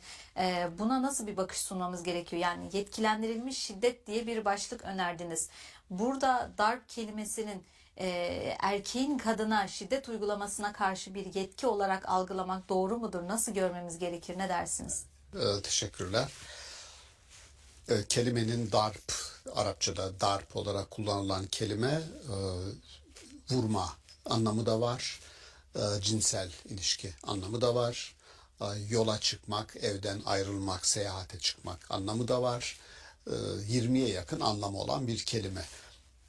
Dolayısıyla kelimeyi alıp biz bağlam var burada. İki ayrı karı koca yani arasında bir tartışma var. Birazdan dokunacağım. Bu tartışmayı sonlandırmanın ve iyiye bağlamanın, yani sonlandırmak derken olumsuz anlamda sonlandırma da olabilir ama öyle değil. Çünkü arkada olumlu bitirilmesine dair izler var. Olumlu sonuçlandırmayı arzu ettiğimiz bir müzakereye bağlama, vurmayı getirip oturttuğumuzda o olumlu sonucu nasıl elde edeceğiz? Dolayısıyla bir defa darp kelimesinin burada vurma olarak tercüme edilmesine ve bunu yapacak olan kişiye de işte bugün dikkati ona çekmek istedim ben. Yetkilendirilmiş bir şiddet diyorum. Bu bir şiddet. Yani bu bir meseleyi çözmek için erkeğe hadi ben sana bir inisiyatif verdim, böyle bir şey yap ve bu iş çözülsün masumiyetinde bir cümle olmuyor. Ne oluyor? Bir şiddet uygulanıyor. Bu bir şiddettir. Ve şiddeti uygulayacak olan erkek tarafına da siz Allah'ın adını kullanarak bir yetki transferi yapıyorsunuz. Yetkilendirmiş oluyorsunuz. Dolayısıyla buna ben yetkilendirilmiş şiddet adını vererek işin ciddiyetini ve ortada şiddeti, buna ihkak, hak deniyor. Yani bir kişinin kendisine karşı işlenen suçun cezasını bizzat kendisinin vermesi dinen de hukuken de yasaktır. Böyle bir şey yok. Ama biz sanki böyle bir yetki verdi gelenek erkeğe. İki dudağı arasına kadının kaderini yerleştirmemiz yetmedi. Çünkü işte boşsun, boşsun, boşsun dediği zaman kadın boşanmış oluyor gibi bir kültürün, geleneğin bize devrettiği miras nedir? Kızımızı, kız kardeşimizi verdik, verdik ve onun kaderi adamın keyfine kalmış yani. Çok sinirlendiği zaman bu üst üste bunu söylediği zaman bir boşama mı olur acaba yoksa 3 boşama mı olur gibi onun bürokratik tarafına takıldık. Böyle bir şeyin hiçbir şekilde olamayacağını, yani evlenirken nasıl şahitler huzurunda ve bir rıza çerçevesinde ve birisinin resmi olarak size bu nikah memuru olur, bir müftü olur, bir kadı, hakim, işte Osmanlı döneminde olduğu gibi, ama mutlaka olaya şahitlik edecek bir zümre ve o nikahı kıyacak bir adamın huzurunda nikahı kıydığınız gibi boşanma durumuna geldinizse aynı şekilde o prosedürle bir hakimin, bir şahidin, bir kadının huzurunda neyse olacak bu. Dolayısıyla oturduğu yerde bir adamın eşiyle ilgili bu boşama cümlelerini ağzından sarf etmesi onu boşamaz ve bizim fıkhın da bu bir boşama mı sayılır yoksa 3 boşama mı gibi bir bürokratik bir ayrıntıya takılması da absürt. şuradayız. Kadınla ilgili inisiyatifin bütünüyle erkeğe verilmesi ve erkeğin bu konuda yetkilendirilmesinde sıkıntı var. Yorumlarımız hep öyle geliyor. Bir defa onu çözmek lazım. Kur'an-ı Kerim'in olaya bakışı ta yaratılıştan başlayarak mahiyet, yani kadının ve erkeğin mahiyetinde eğer bir tarafta eksiklik varsa, bir tarafta bir zafiyet varsa diğer tarafa bir yetki verirsiniz. Bunu sen idare et de bir hasar, sorun ortaya çıkmasın. Ne gibi? Diyelim ki rüşt yaşına ermemiş ya da akıl bâli olmamış bir çocuğa büyük bir serveti varsa vasi tayin ediyorsunuz ki o servetin başına bir şey gelmesin. Anlarız bunu. Bu doğrudur. Eksiklik var çocukta. Henüz tecrübesi yok. Ne olup bittiğini bilmiyor. Malını idare edemez. Vasi tayin ediyorsun. O zaman şunu demek lazım. Kadın konusunda erkeği yetkilendirmek ve bütün inisiyatifleri erkeğe vermeniz için mahiyetleri itibariyle kadın ve erkeğin ya da fonksiyonları itibariyle kadın ve erkeğin birbirinden farklı olduğunu, birisinin daha üstün, birisinin daha eksik olduğunu kabul etmeniz lazım ki sonunda böyle bir yetkilendirme yapasınız. Hocam zaten bu iddiada bulunanlar bunu kabul etmiyor mu? Yani kadının daha aşağıda olduğunu ve erkeğin ona tahakküm kurması gerektiğini Eğer bunu düşünüyorlar. söylüyorlarsa o zaman bir Kur'ani çerçevede olaya bakmıyorlar, bakamıyorlar, değerlendiremiyorlar ya da değerlendirmek istemiyorlar demektir. Bu hepimizin bildiği nefsi vahide risaleleri var. Nefsi vahide kitapları var. Böyle bir kültür var. Nefsi vahide dediği şu: Allah kadını da erkeği de aynı şeyden yaratmıştır. Aynı şeyden yaratmıştır. Yani şöyle düşünün. 2 kayısı ağacı var. Çekirdekleri aynı kayısı çekirdeği. Dolayısıyla bu 2 ağaç da bu çekirdekten çıkıyor. Birbirlerine bakın, bu tartışma lüzumsuz. Kadın ve erkek aynı şeyden yaratıldılar. O bildiğimiz ne işte kemiğinden erkeğin, o tartışma hiç girmeye gerek yok. O tamamen dilsel bir kullanımdır. Hazreti Peygamber bu hadisi, böyle bir hadisi var mı yok mu deseniz var, kabul etseniz, sahih kabul etseniz bile şudur: kadının kendine ait bir karakteri, kabiliyeti, doğası var. Tıpkı bir kaburga gibi. Kaburganın yapısı bellidir. Düz değil. Düz değil. Yapısı bu. Bu yapıyı, onun doğasıdır. Kaburga kemiği düz olursa sizin göğüs kafesinizi, içerinizdeki organları koruyamaz. Onun doğası o, olması gereken o. Kadın kemiği gibidir. Ondan yaratılmıştır. Onun gibidir. Denir ki yani onu düz yapmaya çalışırsanız kırarsınız diyor. Doğasına saygı duyacaksınız. Bitti. Deniyor ki bu hadisin kaynağı işte kemiğinden yaratılmıştır. Erkeğin kadın Tevrat'ta geçiyor. Tevrat'ta kullanılan kemiği kelimesi de bildiğimiz kaburga, yani tamamen mecazidir. Oradaki de mecazidir. Tam şu yorumladığımız gibidir. Tevrat'ta da o ondan yaratılmıştır demiyor yani. Orada da mecaz kullanıyor. Onun oradan yaratılmadığını azıcık kafası, aklı selim sahibi olan birisi bilir. Şimdi niye bunu bu şekilde şiddet, biraz asabi, fark ettiniz, asabi konuşuyoruz meseleyi. Çünkü bir insana yönelik başka bir insanın eline bir şiddet, yetkilendirilmiş şiddeti veriyorsunuz. Sorun neydi? Kur'an-ı Kerim'de aile içinde çözülebilecek tartışma meselelerinin adına nüşuz deniyor. Aile içerisinde boşanmaya sebep olabilecek herhangi bir davranış olursa, eşin aldatması gibi mesela ya da şiddetli geçimsizlik gibi, buna da şikak adı veriliyor. Kur'an-ı Kerim'in kullandığı 2 terim. Bu ayette nüşuz kullanılıyor. Yani aile içi geçimsizlik. Şimdi geçimsizlik var ortada ki ailelerde farklı gerekçelere dayalı olarak tartışmalar olur. Ve bu tartışmalar süreklilik kazandığında bir geçimsizliğe sebebiyet verebilir. Ama bu boşanma sebebi değil. Peki bunu çözün diyor Kur'an-ı Kerim. Çünkü bu sorunla, bu sıkıntıyla yaşamayın. Peki nasıl çözersiniz? Biz bu ayetten haberdar olmasak, böyle bir ayet yok dünyamızda. Ve olmayan aileler var dünyada. Böyle bir geçimsizliği, ben size sorsam yani dünyanın herhangi bir yerinde Bu ayet demek kutsal kitaptan haberi olmayan normal evli bir çift. Geçimsizlik farklı gerekçelerle. Evde diyelim evde yeteri kadar maddi imkanlar yok. Evlenirken bana vaat edilen kadının bana vaat ettikleri ya da erkeğin kadına vaat ettikleri gerçekleşmemiş, gerçekleşmiyor. Dolayısıyla bir hayal kırıklığı yaşadım ve bunu konuşuyoruz. Geçimsizlik başladı evde bu tür şeyler. Şimdi karı koca ne yapar burada? Herhangi bir kaynak yokken nasıl davranır? Bana sormayın hocam, ben boşandım yani çözemeyince. Yani çözmeye çalışır elbette ki, bir sorun varsa eşler arasında konuşulur. Çözmek için, halletmek için bir yol yöntem aranır. Yani şimdi Kur'an-ı Kerim belki de yüzlerce farklı yol, yordam burada denenmiştir, denenebilir. Ama Kur'an-ı Kerim eşlerin birbirinden biraz uzak olmasını, biraz ayrı olmasını, birbirini özlemesini ya da düşünerek ya ne olup bitiyor, bu işi nasıl çözeriz diye müstakil olarak kafa yormalarını ve sorunu ciddi anlamda odak haline getirerek, yoğunlaşarak bu meseleyi halletmelerini istiyor. Bir ayrılık var.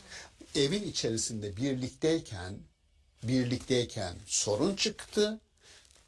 Ayırarak bu sorunu parçalayalım, atomize edelim ve nerede sorun çıkıyor parçaları teker teker insanlar düşünsün. Müzakere ederek bir çözüm üretemediniz diyor. Şey bu. O zaman ilk ayrılığı diyor ki bir nasihatle bu işi başlayın. Karşılıklıdır bu. Yani kadın orada, erkek burada. Sen sus, ben şimdi sana vaaz edeceğim, anlatacağım değildir. Bu işler mütekabiliyet, karşılıklılık vardır orada hepsinde. Bir defa konuşuyoruz. Sorunun kaynağı nedir? Diyelim ki erkek çok geç geliyor eve. Her gece 12'de geliyor. 1'de geliyor. Konuşuyoruz. Diyoruz ki bu böyle olmaz. Ya da kadın bizim aile birlikteliğini zora sokan aynı. Geç geliyor eve ya da haber vermeden çıkıyor gidiyor. Sayısız gerekçe olabilir. Bu önce konuştuk. Bu şu demek: konuşmak, vaaz etmek, feizuhunne, nasihatte bulunun. Ortada bir sorun var ve ayrıldık orada. İlk ayrılık bu. Birbirimizden zihnen ayrıldık. O ayrılığı müzakereye açtık. Yani talep ve şikayetleri, aslında buradaki karşılıklı olarak talep ve şikayetleri bir masaya yatırmak. Masaya yatırıp konuşuyoruz ama konuşmada bir sonuç elde edemedik. İkinci aşamaya geçin diyor. Yatak odalarını ayırıyorsunuz. Aynı evin içerisindedir. Önce zihinde ayrıldık. Sonra fiziki olarak yatak odalarını ayırdık ve tek başımıza düşünüyoruz, tartışıyoruz. Belki birbirlerini özlüyorlar, bilmiyorum. Yani farklı diyorum ya, süreç işliyor. Yine çözüm üretilemedi. Kur'an-ı Kerim'in bu sefer ayrılığı daha da büyütüyor. Evlerden ayrılın. Kimin imkanı varsa, erkek ya da kadın, evden ayrılın. Böylece daha sağlam, sağlıklı, tek başınıza düşünme imkanını bulun. Bu evliliği kurtarmak istiyorum ya da değil. Ya da değil. İstiyorsanız başka ayetlerden hemen biz yardım alıyoruz. Evlilik sürecinde bize yardım eden, eşlik eden, hakemlik yapan, şahitlik eden insanlara durumu bildiriyoruz. Diyoruz ki biz bu evliliği kurtarmak istiyoruz. Başka ayetler var. Bize destek çıkın. Bakın, onların desteğini de aldık ve sonuçta baktık her şey iyi gidiyor. Gitmiyorsa o zaman boşanmaya gidersiniz ama süreci kurtarmak için bizden başlayan sonra şahitlere kadar giden bir süreç işletiliyor. Yeter ki bu kurtarılsın. Burada olmayan nedir bu süreç içerisinde? Bakın, şu süreç içerisinde eşlik etmemesi gereken tek bir hareket, tek bir eylem var. O da vurmak. O da vurmak. Nasıl oldu, buraya nasıl geldi bu şiddet? Ben onu anlamakta gerçekten zorluk çekiyorum. Örnekliğini bana, yani şunu birisi dese ki 23 yıllık yaşam pratiğinde, sünnette Hazreti Peygamber'in eşleri arasında böyle bir olay vuku buldu hocam diye bir küçük kayıt bulsa, çünkü kendisinin de eşleriyle tartışması var. Evden ayrılan Hazreti Ayşe örneği var, zina iftirası atıldığı zaman. Tahrim suresinde anlatılan Hafsa validemizle Hazreti Ayşe validemiz arasında o ikisiyle ilgili ayetler var. Hazreti Peygamber kendisi küsüyor ve evden ayrılıyor. Ayrılmalar var. Ayşe'nin ayrılması, peygamberin evden ayrılması örneklikleri var. Söylediğim evden ayrılmanın örneklikleri var. Ama vurmanın örnekliği tek bir tane bile yok. Yani argümanımızı, iddiamızı bir karineyle, bir delille destekleyelim dediğimizde ayrılmaya karineler buluyoruz. Ama vurmaya karineler bulamıyoruz. Bir başka sorun burada. Ahlaki anlamda ahlaki olarak vurmanın yetkilendirilmesi mümkün değil ahlaken. Bunu hangi ahlaki gerekçeye dayandıracağım? İdari bir mesele değil bu. Orada zaten alanımız o değil. Adli olarak hangi suçu işledi de ben ona bu bir ceza vereceğim? Suç ne? Suç ortada, suç yok. Suç olsa dahi şunu söylüyoruz, bir ihkak-ı hak dediğimiz bir suçun cezasını kişinin vermesi ne dinde var ne devlette var. Yani hiçbir ceza hukukunda da kişinin kendi bir suçun cezasını kendisinin verebileceğine dair bir kayıt ve referans yok. O da suça giriyor. Yani evinize giren hırsızı benim evimi soyuyordu, ben o zaman bunun cezasını vereyim dediğiniz zaman devlet size de suçlu muamelesi yapıyor. Evet. O zaman devlete eğer suç varsa bu ancak devlet eliyle giderilebilir ki şurada bahsettiğiniz Adil bir düzen sağlanabilmesi için. yani aile içerisinde darp kelimesinin ayrılma, çünkü kurtarmak istiyorsanız evliliği ayırmanız gerekiyor ki düşünsünler, taşınsınlar, hakemlere gitsinler, sağduyu çalışsın. Çünkü evin içinde birbirlerini başladık. Müzakereyi geçti. Mücadeleye döndü ve en sonunda mukatileye gidecek. Birbirini öldürecek. Yani o kadar, o zaman ayırdık ve rahat nefes aldırdık. Yani seyahat kavramıyla mı bütünleştirerek Tabii ki açıkladınız? ayrılma, seyahat etme ve ayrılma kavramıyla. Çünkü zihinde ayırdık, odaları evin içinde ayırdık, sonra evleri Zihinsel, ayırdık. fiziksel bir ayrılık. Ayrılık Peki hocam var. bu nasıl dönüştü de, yani seyahat anlamında kullanılması gereken bir kavrama kültürel bir tarafı mı var, yoksa eril tahakkümün kurduğu bir dini okuma yöntemi midir? Tam budur, Nedir? tam budur. Sadece bu alanlarda değil. Kur'an-ı Kerim şunu söylüyor. Kız çocuğunu öldürenlerin bunu hangi suçtan dolayı öldürdükleri kendilerine sorulacak. Bizim kültürümüz kız çocuğunun öldürülmesini 3-5 tane örneğe Arap toplumunda var bu örnek diye çocukları ölü işte diri diri toprağa gömüyorlardı diye abartılı bir dille anlattılar. Sanki bütün Araplar böyle bir şey yapıyorlarmış gibi. Oysa kız çocuğunun öldürülmesi nasıl olur? Bir adamın kızı dünyaya geldiğinde Araplarda oluyordu. Bugün de var. Ben erkek çocuk istiyorum diyor. Kız çocuğu dünyaya geldiğinde yüzünü ekşitiyor. Bu kız çocuğunun öldürülmesidir ve o adam için de ayıp olacak kadar kendisine yeter bu ayıp. Bakın, hak, hukuk, tahakkuk konusunda erkeğe verdiğin mirastan kızı mahrum ediyorsun. Ne yaptın? Öldürdün. Bir yerde atama yapılacak. Üst bir makama, statüye atama yapacaksın. Aynı eğitim süreçlerinden geçmiş kadın erkek, erkeği tercih ediyorsun. Buna cam tavan sendromu diyorlar. Kadın görünmez bir yere kafamı vuruyorum diyor. Bu Türkiye'de mi? Hayır. Bütün dünyada bu böyle.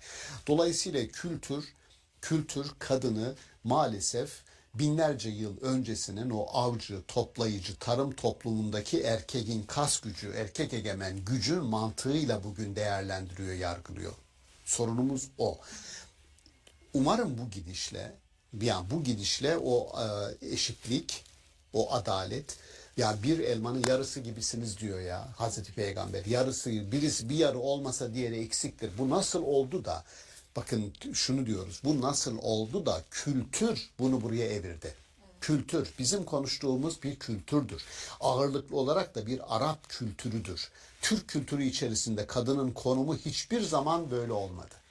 Bir Arap kültürüdür. O Arap kültürü içerisinde kadının bugün giyimini de, yani sadece gözlerini gördüğünüz bir kadın, o giyim o kültürün bir ürünü. Afganistan'da Gözü bile görünmüyor aslında. Gözü bile görünmüyor. O bir Burka var, kültürdür. evet. Pakistanlı kadınlarımız var bizim. İngiltere'de, Londra'da yaşıyorlar. Ama bir toplantı yapıyorsunuz. Toplantı perde ile ikiye ayrılıyor. Sol tarafta oturan kadınlardan yüzü görünen tek bir kadın yok 50 kişilik grupta. Bu tecrübe. Tamam. Şimdi bu kültür, gitsin kendi kültürlerini kendileri çözsünler ama bu toprakların kültürü bu değildi. Dolayısıyla kültürü dinin bir normu ve değeri olarak kimse getirip önümüze koymasın ve şunu demesin. Bak, Kur'an kadının dövülmesini istiyor. Bu senin kültürel normundur ve o Kur'an'ın derdi de o normu alıp bu topraklardan uzaklaştırmak. Maalesef hocam bunu hem erkeklerin kendilerini dine dayandırarak kendi arzularını tatmin etmek için kullandığını görüyoruz. Diğer taraftan da kadınların sırf bu bakış açısı yüzünden dinden uzaklaştığını görüyoruz. Çevremizde çokça örneği var bunun. Sırf buna benzer kadının dinde geri planda bırakıldığı ya da işte tahakküm altında bırakıldığına dair örnekler olarak algılanan durumlardan dolayı böyle olduğunu görüyoruz. Yani şöyle diyorum. Şunun Hazreti Peygamber diyor ki sahabilere, ilmi Hümeyra'dan alınız. Hümeyra kırmızı yanaklı kız demek. Ahmer, Kızılay'daki Ahmer, Hilal-i Ahmer, o aynı kökten geliyor. Hazreti Ayşe'yi kastediyor. Hazreti Ayşe hocadır. 2000 küsur hadisin ravisidir. Hazreti Peygamber'in herkese açık olmayan yaşamının büyük kısmını bize aktaran hocamızdır, ravidir, annemizdir. Ya bir hocadır, tamam. Şimdi bugünkü kültür içerisinde kadın hocaların erkeklere ders vermesine itiraz eden zihinler var. Evet. Bir başkası, daha başkası, Belkıs Yemen'de Süleyman Peygamberle yazışmalarını biliyoruz. Kendi ülkesini müreffeh bir ülkeye dönüştüren, adil, danışan, müşavereyle iş yapan bir kadın yöneticisi, erdemli bir yönetici olarak Belkıs Kur'an'da anlatılır. Ama bizim fıkhımız kadından yönetici olur mu olmaz mı, hakim olur mu olmaz mı diye soru sorar. Allah'tan Hanefiler şahit oluyorsa hakim de olur, yönetici de olur diye bir hüküm koydular da bu soruyu masadan süpürüp attılar. Yani bu biraz zamana, biraz gelişmişliğe, insani ve insani standartlarımızın biraz gelişmesine bağlı. Evet. Umarım daha da gelişmesine vesile olur bu farkındalıklar hocam. Yani Ramazan ayındayız. Çorbanın tuzu fazla oldu diye ev içi, aile içi şiddete döndüren, öfke kontrolünde zorlanan erkeklerin olduğu maalesef. Allah'tan korksunlar. Her biri Allah katında teker teker onurlu bireylerdir ve onun sahibi hiç kimsesi yoksa bile onun sahibi Allah'tır ve orada uygulanan bir şiddet varsa bunun hesabı görülmeden mahşer meydanından ayrılmayacağını bilerek bir adam elini eşine kaldıracaksa düşünerek kaldırsın. Hesabı görülecek. Çok teşekkür ederiz hocam. Ben teşekkür ederim. Sağ olun. Sevgili seyirciler, Nisa suresi 34. ayet bağlamında yetkilendirilmiş şiddet ve kadın meselesini ele aldık bugün. Bir sonraki bölümde görüşmek üzere. Hoşça kalın.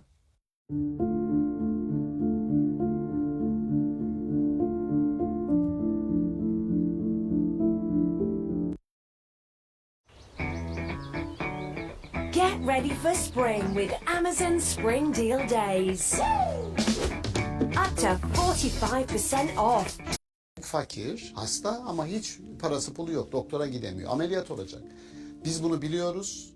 Destek olmamız lazım buna, biliyoruz. Ama destek olmadığın zaman iyileşmiyor o hasta. Dolayısıyla bilgiyi, fakir, hasta ama hiç parası pulu yok. Doktora gidemiyor. Ameliyat olacak. Biz bunu biliyoruz. Destek olmamız lazım buna, biliyoruz. Ama destek olmadığın zaman iyileşmiyor o hasta. Dolayısıyla bilgiyi alır da götürür doktorun önüne muayene ettirirseniz, operasyonu yaparsanız bu pronesistir, bu erdemdir, bu hikmettir. Sonuç bu. Medeniyet diyor, az sayıda bir avuç insanın sahneye çıkmasıyla kurulur. O bir avuç insanın sahneden çekilmesiyle de yıkılır. Kur'an eleştirisi şu, dikkat etmemiz gereken entelektüel dediğimiz kesimi de kendine çekebilecek olan oradaki tuzak kelimeyi Kur'an-ı Kerim şöyle diyor.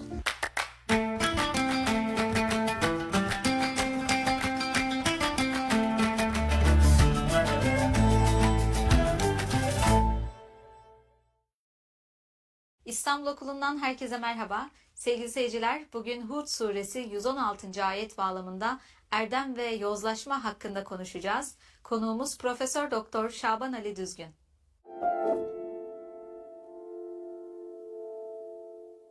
Merhaba hocam. Merhaba. Hocam bugün erdem ve yozlaşma kavramlarını Hud suresi bağlamında değerlendirmek istiyoruz.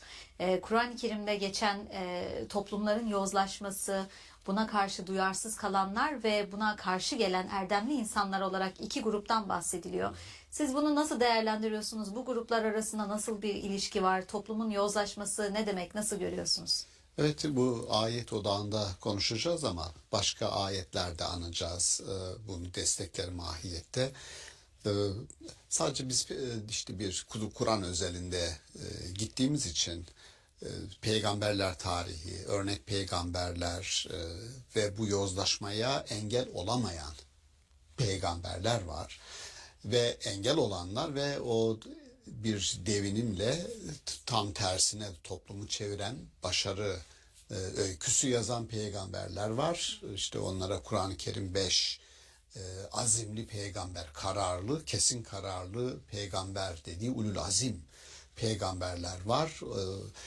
Buna gene de bu peygamberler içerisinde bu kararlılığına rağmen başarısız sayılan bir peygamber var. Bu başarısız ifadesi peygamber kelimesiyle çok yan yana gelmiyor.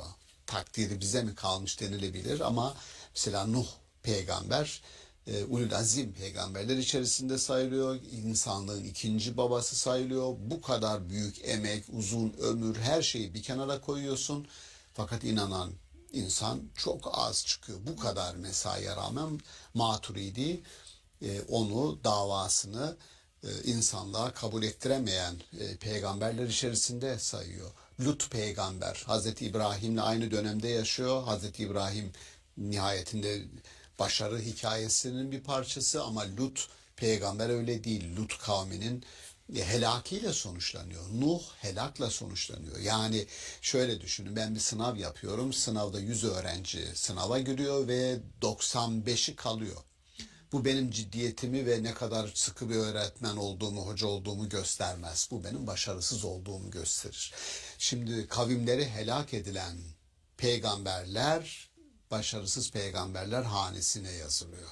Başarısızlık ifadesi dediğim gibi bunu bir başarısızlık olarak gayret var, çaba var, her türlü argüman var. Fakat o toplumun onları sürükleyen başka hazlar var. Onları sürükleyen başka önderler var. Aslında dikkat edeceğimiz başarısızlık denince bir toplum neden doğru yolu bulma, erdemli olma ve tarihin iyi tarafında yer alma konusunda başarısız olur? Niye böyle bir nihayete yazgılanır? Burada bir önder var, sizi iyiliğe çağırıyor. Bir başka önder var, kötülüğe çağırıyor. Bu kadar açık. Onun için Kur'an-ı Kerim'de ahirette insanlar sorgulanırken kaybedenler hanesine yazılanlar, dünyayı kaybedenler, iyilikler hanesi bomboş olanlar şunu söylüyorlar. Ya Rabbi biz bu adamlara uyduk. İmam kelimesini kullanıyor. İmme. Bu adamlara, bu liderlere, bu önümüze düşenlere uyduk ve kaybettik. Sebebi bunlar. Bize vereceğiniz cezanın 2 katını bunlara verin diye Allah'a niyazda bulunuyorlar. Allah diyor ki onlara uyduğunuz için, kendi aklınızı kullanmadığınız için ikinize de 2 kat ceza diyor. Biz anlıyoruz ki insanı bu dünyada ayartan bir kendi hazları, peşine düştüğü hazlar var. Lut peygamber döneminde olduğu gibi. Yine biliyoruz ki başka önderler var onları öbür tarafa çeken. Şimdi şöyle düşünün. Hepimize bildik hikaye. Hazreti Peygamber dönemi. Mekke'yi düşünün. Medine'yi düşünün. Mekke'de Hazreti Peygamber'in insanları davet ettiği bir blok var. Karşı tarafta şirkin ve küfrün önderleri dediğimiz onlar da başka bir şeye davet ediyor ve kendi adamlarını bir arada tutma gayretindeler. 2 tür imam var orada, önder var. Şimdi onun çağırdığıyla onun çağırdığı. Şimdi böyle düşünün. Başarısızlık dediğim işte bu ikisi arasında biri kazanıyor, biri kaybediyor. Maturidi'nin çok güzel bir değerlendirmesi var. Gerçekçi değerlendirme. Bütün peygamberlerin davası, çağrısı aynı omurgaya sahip, aynı zeminde yükseliyor. İnsanlık davasıdır, ahlaktır, erdemdir, hep birlikte kalkınmaktır, refahtır, mutluluktur. Peygamberler buna çağırıyor. Bütün peygamberler. Peki Aynı ilkeler, aynı çağrı neden bir peygamberin halkında karşılık buluyor da diğerinde bulmuyor? Aynı şeyi söylüyoruz. Verdiği cevap şu: bir davanın haklılığı onun tek başına, yani tek başına haklı olması onun başarısı için yeterli değil. Ne lazım? Söylediği ikinci ilke geliyor. O davaya sahip çıkacak adamlar lazım. Bu gerçekçilik. Biz daha önceki programlardan birinde, hatta geçen seneki Ramazan programlarıydı, tohum veren filiz insanları konuşmuştuk hocam. Harika. Yani orada bir sahabiler topluluğu vardı. Bir çimene basıp geçmek yerine birçok çimen olduğunda onların ezilip geçilemeyeceğinden bahsetmiştiniz. Harika. Bununla ilişkili olarak toplumun yine yozlaşması ve bu yozlaşmaya karşı gelen erdemli insanlardan bahsediyoruz yine. Tam bu. Yani şunu girişte vermek istedim. Bizim de çabamız var, çağrımız var. Yani bizim çabamız nedir? İnsanlık davası diyoruz. Bir refah varsa herkes ona ortak olsun diyoruz. Mutluluk sadece bu dünyanın değil, iki dünyanın kazanılmasını amaçlayan summum bonum, en yüksek mutluluk, en yüksek ideal, Tanrı ile, Allah'la irtibatlı olmanın getirdiği sonsuz bir mutluluk ideası zihnimizde hakim olsun ve bununla da dünyayı, geleceği de garantilemiş bir zihinle endişesiz, kaygısız insan yaşasın. Buraya çağırıyorsun. Is this the best survival game ever made? This is the aircraft carrier shelter you've seen. Bunun karşılığını görüyorsun ya da görmüyorsun.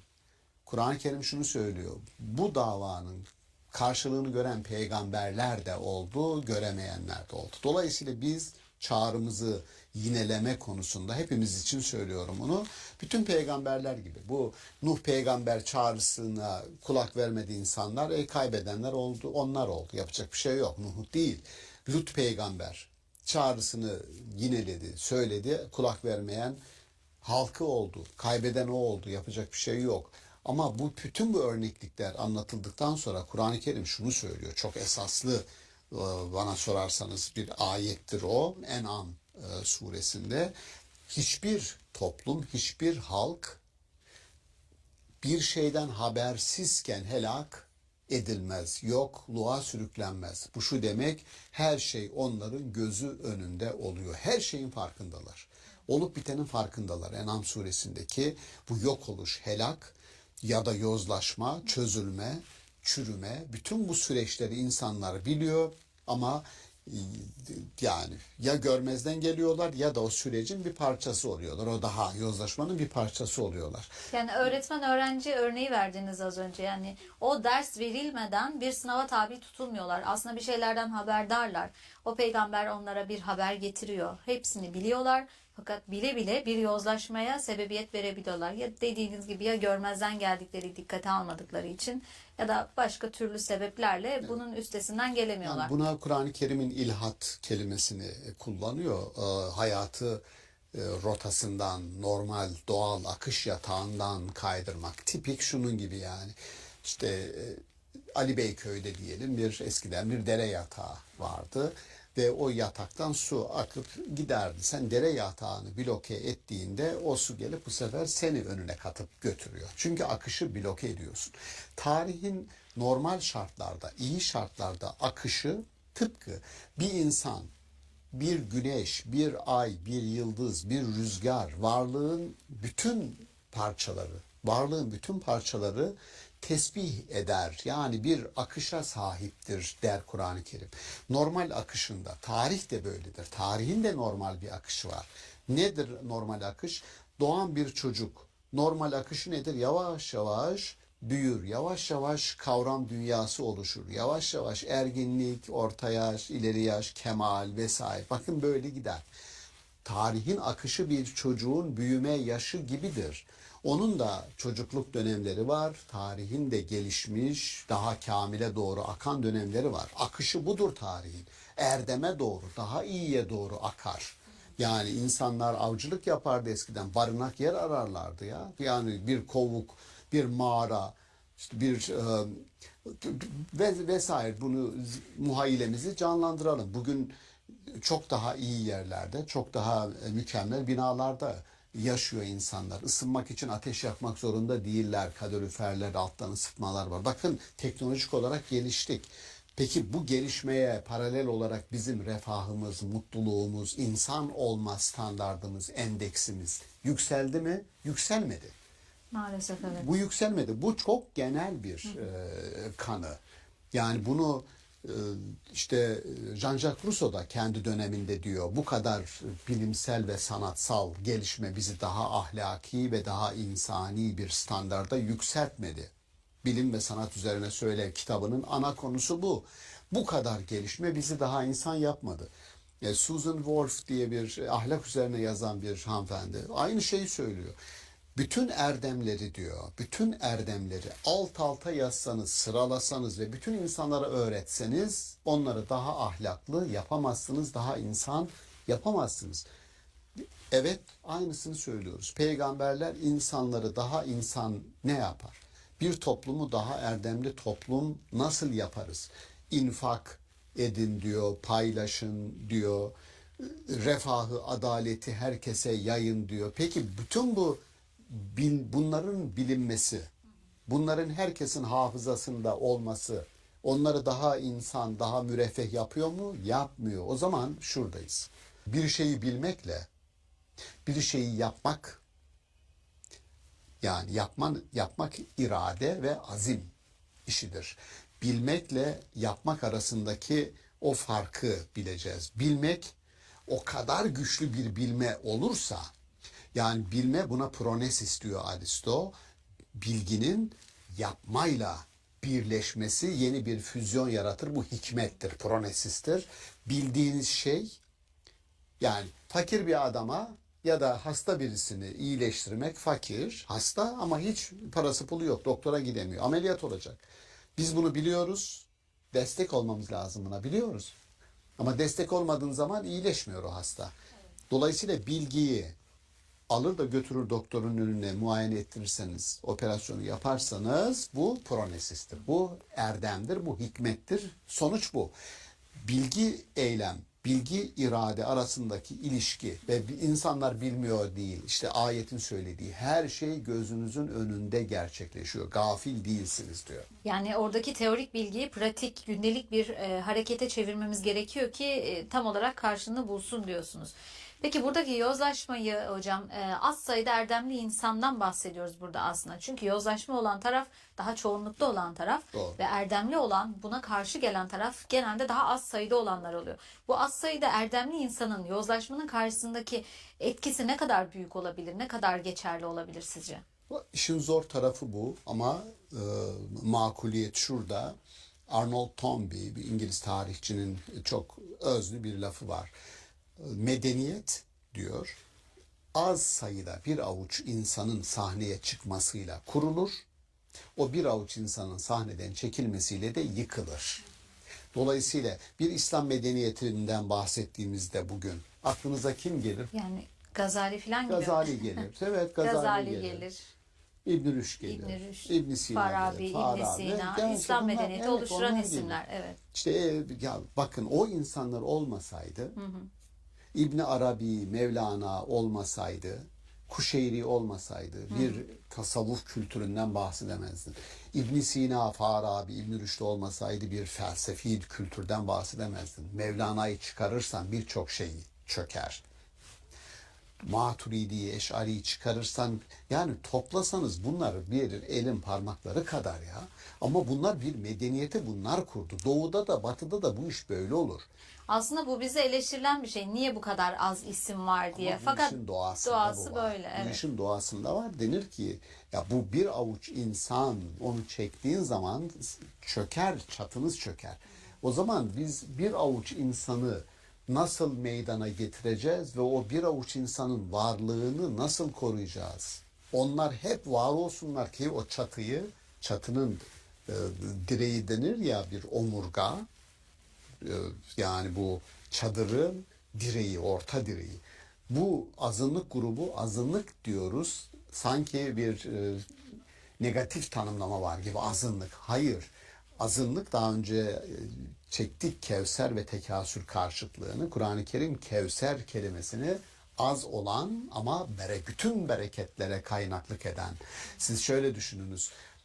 Kızılırmak, Yeşilırmak dediğiniz ırmakların kaynağına gidiyorsunuz. Kaynak. Müthiş. O kaynak olmasa bütün onun uğradığı yerlerde sağladığı bereket olmaz. Kaynak. Dolayısıyla bu az sayıda kişi kaynaktır. Kevserdir o. Bu çok değerli. O insanları çektiğinizde sistem çöker diyor. Hiç değilse benim korkum denir ki şöyle denir. En kötü şey iyinin bozulmasıdır. Dolayısıyla bu azınlığı hiç değilse muhafaza edelim. Onlar da eğer akan sürece, bu yozlaşma sürecine bir tür entegrasyona tabi olursa ki bu maalesef işte entelektüalitenin, düşünen insanların bir şekilde araçsallaştırılmasıyla tarihte hep olmuştur. Hep olmuştur. İşte ise ondan kendimizi korumamız lazım. Ama Kur'an eleştirisi şu, dikkat etmemiz gereken entelektüel dediğimiz kesimi de kendine çekebilecek olan oradaki tuzak kelimeyi Kur'an-ı Kerim şöyle diyor. Onların büyük bir kısmı hazlarına ve geçici olana tamah ederek ayrıldı gittiler diyor ve düşüşe geçtiler. Şimdi bizi ayartabilecek hazlar, bizi ayartabilecek geçici olana bağlılık, yozlaşma işaretleri ve o erdemliler grubundan ayrılma riskini barındırıyor içerisinde. Kur'an-ı Kerim'in bütün davası, baştan beri söylüyoruz, bir insanlık davası var ve o insanlık davasına herkesin mutluluğunu, herkesin adaletini toplu içinde yaşayan sağlamak ve asgari yaşam standartlarını herkes için var kılmak.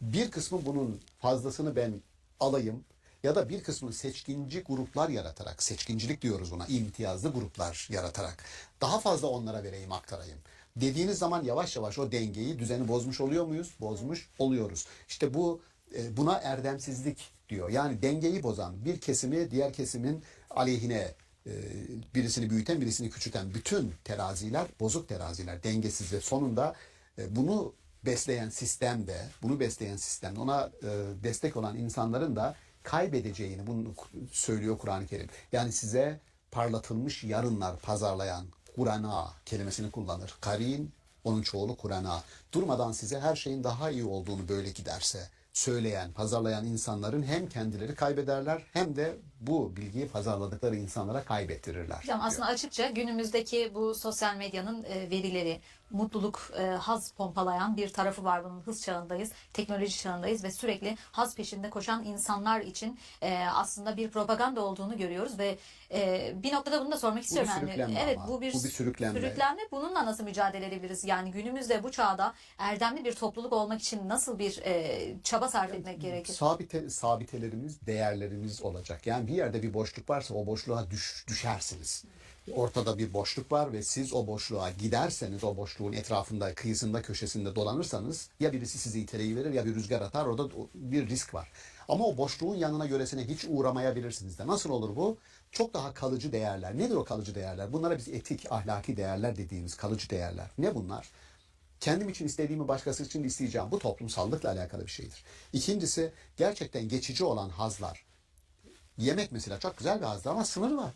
Sınırı var, geçici biliyorsunuz. Cinsellik tamam ama sınırı var. Dolayısıyla bütün aklınıza gelebilecek öfke kızdığınız zaman sizi günaha sürükleyebilecek, suça sürükleyebilecek. İnsanın bedeni tarafları daha önce konuştuğumuz için atıf olsun diye söylüyorum. Bütün bunları insan düşünecek, eylemlerini ona göre planlayacak. Çoluk çocuğu için, ailesi için, çevresi için benzerlerini yapacak. Dolayısıyla şimdi şöyle düşünün. Mesela 16 yaş altındaki çocuklara sosyal medya kısıtlaması getirdi ülkelerin bir kısmı.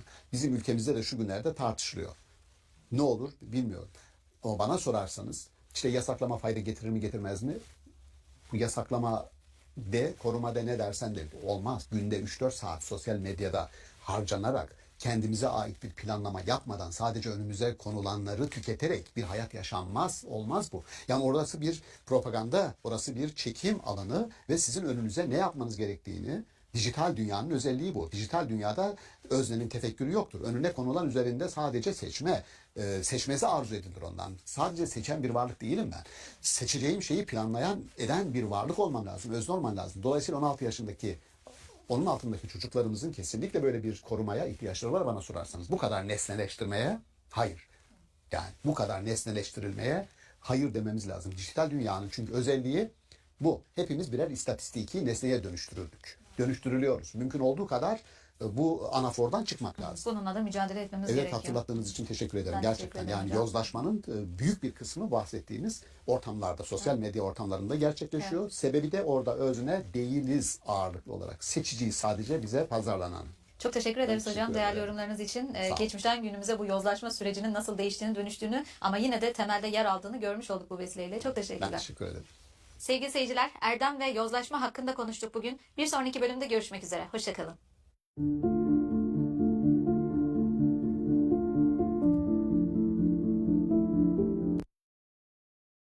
İlhattan bahsediyor. Allah'ın isimleriyle ilgili ilhattan bahsediyor. Allah'ın mukaddes kıldığı, bereket kaynağı kıldığı bazı mekanlara ilişkin ilhattan bahsediyor. Dolayısıyla varlığa ilişkin, varlıkla ilgili düşüncelerimizde ve tutumlarımızda nasıl bir tutum içerisinde